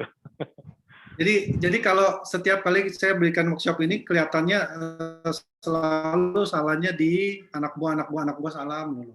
Tapi setelah saya ini salahnya bukan di kamu ya, kelihatannya justru manajernya ini kayaknya yang mesti di training atau mesti di coaching. Yeah. Ya kadang-kadang ya manajer datang ke kita bilang ya gini loh anak buah saya nih nggak bisa ini nggak bisa itu payah gini. Komplain aja sebetulnya apa yang terjadi ya tadi yang Dr. Denny katakan ya instruksinya jelas nggak ya. Nah itulah inti yang tadi Dr. Denny katakan itu menjadi bahan untuk di coach. Ya. Jadi salah satunya itu kita kasih tahu, kamu punya instruksi yang jelas nggak? Ya kalau kamu nggak bisa berikan instruksi yang jelas, ya yuk kita coba kita pikirkan sama-sama gimana sih caranya. Nah, saya kan orangnya nggak suka tulis menulis, ya udah kamu sukanya pakai apa? Pakai WA, oke pakai WA juga bisa atau pakai apa juga bisa. Itu yang kita cari, itu yang kesepakatan itu. Tapi dia harus lakukan, nanti jangan dibilang ya udah bapak aja yang lakukanlah, bapak bikin job desk lah, ya bisa lagi. Si orang itu nggak mau lagi coaching karena kalau semuanya setiap coaching saya juga lagi dapat kerjaan.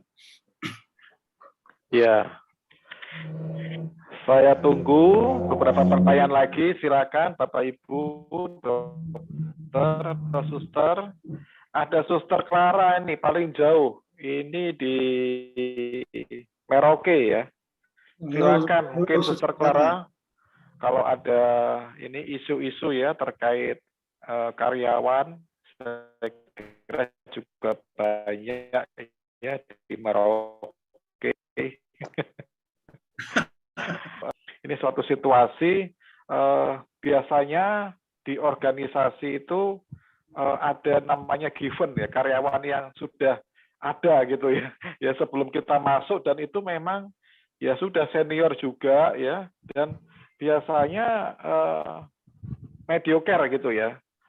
Artinya standar aja lah gitu ya. Bahkan mungkin kadang mengganggu. Ini kira-kira bagaimana Dokter Hadi ya penyelesaiannya nih? Ya. Ya itu pendekatannya kalau sudah begitu memang ini kan namanya kalau di penyakit jadi udah penyakit kronis ya. Bahkan kalau kita baca bukunya itu kadang-kadang masuk kepada toxic employee ya. Jadi kalau saya masih bilang kronis, orang ada yang bilang ini toxic. Ya. Jadi employee. Jadi kalau di kedokteran ya kalau ada kanker ya ini mesti dibabat dulu gitu kan. Tapi kan yang kita hadapi ini kan manusia ya. Kalau saya sih pendekatannya biasanya ini orang betul-betul pendekatannya mesti dengan coaching, dengan skill yang bagus dan gunakan lebih banyak ke empati dan harga diri. Sebetulnya itu yang kita approach ke orang seperti ini. Karena kalau dia sudah pengalaman, biasanya dia pasti sudah tahu kerjanya apa. Jadi kita nggak usah banyak menggunakan proaktif dan ajukan ya, tapi kita lebih banyak ke harga diri yang tadi kita bilang ya, kita ajukan fakta-fakta, kemudian juga kita berempati kepada dia ya, karena orang seperti ini biasanya di dalam hati kecilnya dia tuh ada kekecewaan, itu yang saya tahu. Jadi ada kecewa dan manifestnya seperti itu jadinya, karena saya nggak melihat ada orang yang senang ya kalau di satu tempat dia sampai puluhan tahun terus dia nggak naik-naik jabatan, itu rasanya sih hampir tidak ada ya. Mungkin ada juga sih orang begitu, tapi jarang ya. Kalau kita melakukan satu training yang benar ya, kemudian jenjang karir yang baik, harusnya sih nggak begitu. Ya, saya pernah mengatakan orang seperti ini kadang-kadang saya ajak ngomong dan saya bilang, barangkali kamu di sini itu kurang berkembang ya, karena memang skillnya kamu itu di sini dinilai rata-rata dan itu kamu tidak bisa mengembangkan gitu loh. Kenapa kamu nggak cari di tempat yang lain gitu loh? Di tempat yang lain mungkin kamu bisa berkembang, atau barangkali kamu bukan tipe pekerja tapi kamu tipe pebisnis ya. Kamu mungkin bisa aja buka bisnis mungkin lebih baik. Tapi intinya kita ngomong yuk sama-sama. Pasti kamu kan ingin mencapai sesuatu dalam hidup kamu. Mencapai itu kan bukan berarti harus ada di sini. Itu kalau benar-benar dia ini orang toksik ya. Jadi kita ajak ngomong aja sebetulnya, dan orang-orang itu dia dibukakan mata dan pikirannya, dia bisa tahu ya. Soalnya banyak sekali orang yang stay di situ di suatu perusahaan itu karena status aja ya, karena status aja saya kerja di situ. Tapi sebetulnya dia side jobnya banyak banget. Ya banyak banget. Jadi dia sebetulnya tidak takut bahwa kalau dia diberhentiin, paling gue minta pesangon aja, gue tunggu diberhentiin aja gitu. Nah, orang-orang seperti ini udah celaka. Dia menunggu aja, dia dapat pesangon. Iya, baik. Di sini ada lagi satu pertanyaan. Bagaimana memotivasi karyawan atau perawat yang takut atau merasa terpaksa ditugaskan untuk melayani dan memonitor pasien COVID? Padahal yang bersangkutan sudah dilengkapi dengan APD sesuai standar, sehingga yang bersangkutan demotivasi dan merasa berat jika mau berangkat bekerja. Ini isu up to date ya. Sebetulnya kalau kita ajak dia ngomong, itu ketemu sih. Jawabannya bukan di kita sebetulnya. Jawabannya ada di dia sebetulnya. Ini jawabannya bukan di kita, jawabannya di dia. Misalnya kalau dia ditugaskan mungkin ya hanya untuk menginput data orang-orang COVID dan sebagainya kan masih bisa. Artinya dia juga terlibat dalam situ kan. Kalau menangani COVID itu kan bukan hanya ketemu pasiennya. Kalau dia ditugaskan untuk menyiapkan APD ya, tapi itu juga penting, tugas itu kan masih bisa. Itu juga keterlibatan untuk menangani pasien COVID ya. kalau dia ditugaskan untuk mencatat vaksin, ya, melihat ED-nya vaksin, yang menyimpan dengan baik dan benar, monitoring suhu, itu kan juga penanganan COVID, ya. Kita jawabannya nggak di sini sih, jawabannya di orang tersebut. Jadi saran saya sih ajak aja orang itu ngomong, keterbukaan, ya. Memang kalau dia sudah takut, apa boleh buat. Karena kalau memang nanti akhirnya dia terpapar dan terjadi sesuatu yang tidak diinginkan, juga kita juga merasa bersalah juga gitu. Itu sih. Jadi jawabannya sesuatu itu yang tadi disampaikan ada di dalam diri orang itu, tinggal kita gali aja. Iya. Iya, baik, Dr. Hadi. Ini memang kalau saya menambahkan sedikit, ini isu COVID ya, jadi hampir di semua rumah sakit ya. Pendekatannya mungkin juga bisa dua ya. Jadi salah satunya selain dari atasan ya, pendekatan dari horizontal. Jadi sesama staf itu yang biasanya yang champion ya, staf yang champion ini juga diminta ya untuk mendekati yang bersangkutan, memotivasi. Jadi bukan hanya dari atasan tetapi dari sesama rekan kerjanya. Itu bisa. Baik, di sini ada Dr. Sri Rahayu atau Dr. Gigi Yuliana mungkin mau bertanya. Masih ada waktu. Silakan. Mau bertanya langsung maksudnya. Saya masih ada door prize. Ada door prize. Oh iya, baik. Nanti kita kurang lebih 1 menit sebelum Oke, saya kira mau bertanya langsung maksudnya dokter belum ada ya. Jadi baik, kita cukupkan ya Dr. Hadi karena waktu juga yang membatasi. Terima kasih banyak Dr. Hadi untuk sharing ilmunya ya tentang coaching dan feedback yang efektif. Di feedback sebetulnya saya punya film tadi tapi saya khawatir banget suaranya nggak jalan. William bisa yakinkan nggak jalan itu? Kita bisa lihat sih sebetulnya. Jadi memberikan feedback itu bisa saja cuma dengan kata yang sederhana gitu. Misalnya good job gitu ya, kalau di Amerika itu udah feedback tuh. Jadi kalau Anda punya anak buah, dia melakukan sesuatu yang bagus, Anda bilang tepuk pundaknya, kemudian good job, bagus. Nah, tadi saya sampaikan mungkin di era ini juga bisa ya, Anda teks dengan WA, good job gitu ya, tanda jempol gitu ya. Itu juga orang bacanya pakai emoticon atau pakai gambar-gambar yang itu juga sudah feedback gitu. Jadi feedback itu jangan berpikir wah tadi dicontohin begitu susahnya, tapi feedback bisa juga dalam bentuk yang sangat sederhana. Ya, saya sekali lagi terima kasih pada para peserta dan juga antusiasmenya, dan terima kasih juga kepada Dr. Denny yang sudah memberikan kesempatan buat saya untuk menyampaikan beberapa hal ini. Semoga yang saya sampaikan ini bisa berguna ya bagi para peserta ya yang ada di webinar ini. Terima kasih dan saya kembalikan ke MC ya.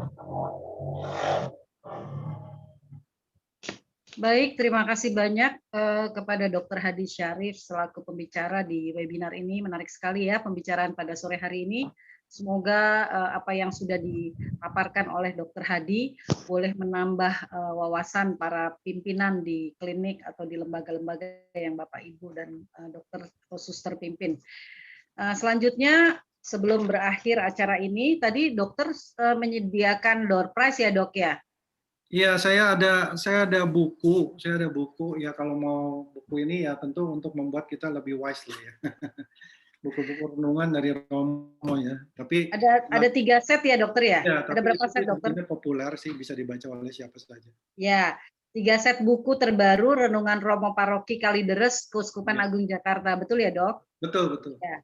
Baik, saya minta tolong Pak William untuk membantu untuk mengundi hadiah ini, bisa ya Pak William? Lewat fortune wheel-nya. Ya Bu. Kita bisa mulai untuk undian yang pertama, Pak. Kita punya 3 undian. Baik, saya yang mulai ya Pak. Nanti saya bilang stop ya Pak. Oke, kita mulai dari sekarang Pak. Yang pertama, undian pertama.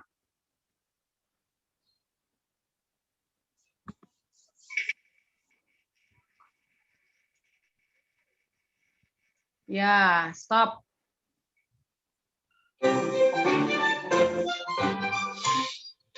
Oke, didapati pertama yang pertama mendapatkan adalah Pak Heri Prasetyo. Betul ya Pak William? Betul. Ya. Ya, Pak Heri Prasetyo dari mana nih Pak William? Pak Heri masih ada, Pak? Pak Heri, halo? Halo Pak Heri? Ya, masih. Oke, baik. Yang pertama dapat ya. Kemudian yang kedua Pak, ya Pak William, Pak Heri, terima kasih. Selamat untuk bukunya. Kemudian undian yang kedua Pak William, silakan diputar kembali. Ya, stop.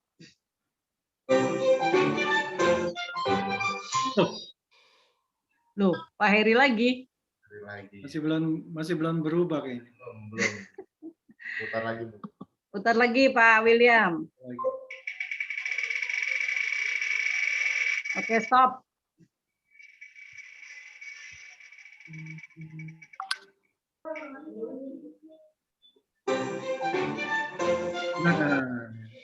Baik, undian kedua diperoleh oleh Bu Pudiastuti Purnomosari.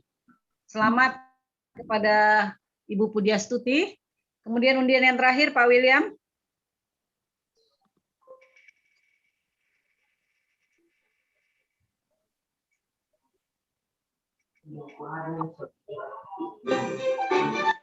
Ya, stop. Oke, undian yang ketiga diperoleh oleh Dr. A. Bambang Trimargono. Selamat kepada 3 pemenang untuk undian 1 set buku terbaru Renungan Romo Paroki Kaleres Keuskupan Agung Jakarta. Terima kasih dokter untuk door prize-nya sore ini. Sama-sama Bu. Ya, baik. Sebelum mengakhiri, ya nanti ditayangkan kembali ya. Baik, terima kasih sekali lagi saya ucapkan kepada Dr. Hadi Syarif MM dari Salvo Academy sebagai pembicara pada webinar pada sore hari ini, juga untuk moderator Dr. Denny Hardianto MPH. Terima kasih untuk masukan-masukannya, juga untuk Bapak Ibu para peserta yang sudah berpartisipasi pada webinar ini. Sebelum mengakhiri acara ini, mari kita berfoto bersama untuk kenang-kenangan. Pak William minta tolong ya Pak William. Kita akan foto bersama, silahkan dinyalakan videonya masing-masing Bapak Ibu. Baik, semua harap dibuka kameranya. Dibuka videonya Bapak Ibu. Sebentar ya. Aba-aba ya Pak William.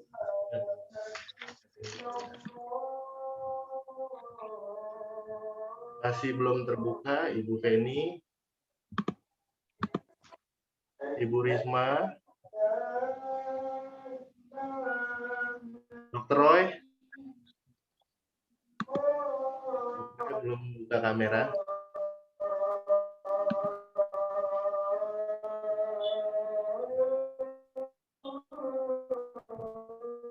Masih banyak yang belum buka ya. Kalau Pak William. Oke, slide 1, saya foto ya dalam hitungan ketiga. 1, senyum semua. 2, 3, slide 1, senyum. Oke, tunggu sebentar. Slide kedua. 2, dibuka semua kameranya, senyum. 1, 2, 3. Oke, terima kasih. Sudah Pak? Sudah, terima kasih Bu. Oke, terima kasih Pak William. Bapak Ibu, para suster, para dokter, terima kasih sekali lagi saya ucapkan untuk ikutsertaan dalam webinar Perdaki pada sore hari ini. Mari kita tutup pertemuan pada sore hari ini dengan doa. Sekali lagi saya akan membawakan secara Katolik, dan buat Bapak Ibu yang beragama lain silakan berdoa sesuai kepercayaan masing-masing. Mari kita satu dalam doa. Dalam nama Bapa, Putra, dan Roh Kudus. Amin. Tuhan, sekali lagi kami mau mengucap terima kasih karena acara webinar pada sore hari hingga malam hari ini boleh berlangsung dengan baik. Semoga apa yang sudah dipaparkan pada sore hari ini oleh Dr. Hadi boleh menjadi berkat untuk orang-orang di sekeliling kami. Kami mohon penyertaan-Mu untuk minggu-minggu yang akan datang Tuhan, semoga kami senantiasa ada dalam penyertaan-Mu. Kemuliaan kepada Bapa, Putra, dan Roh Kudus, seperti pada permulaan, sekarang, selalu, dan sepanjang segala abad. Amin. Dalam nama Bapa, Putra, dan Roh Kudus. Amin. Terima kasih Bapak Ibu sekali lagi untuk kepesertaannya, juga untuk Dokter Hadi dan Dokter Gigi Deni. Selamat sore, dan kita berjumpa kembali di webinar yang berikutnya di seri keempat. Selamat sore. Selamat sore. Mohon maaf tadi awalnya kalau susah join ya. Ya, mohon maaf untuk gangguan teknis ya Bapak Ibu. Iya. Terima kasih. Nanti yang tidak bisa join kami kirimkan rekamannya. Ya, terima kasih Dokter Angela, terima kasih semua. Terima kasih Dokter Hadi. Selamat sore. Terima kasih Dokter Hadi, Dokter Deni. Terima kasih Dokter Angela. Ya, selamat sore. Selamat sore.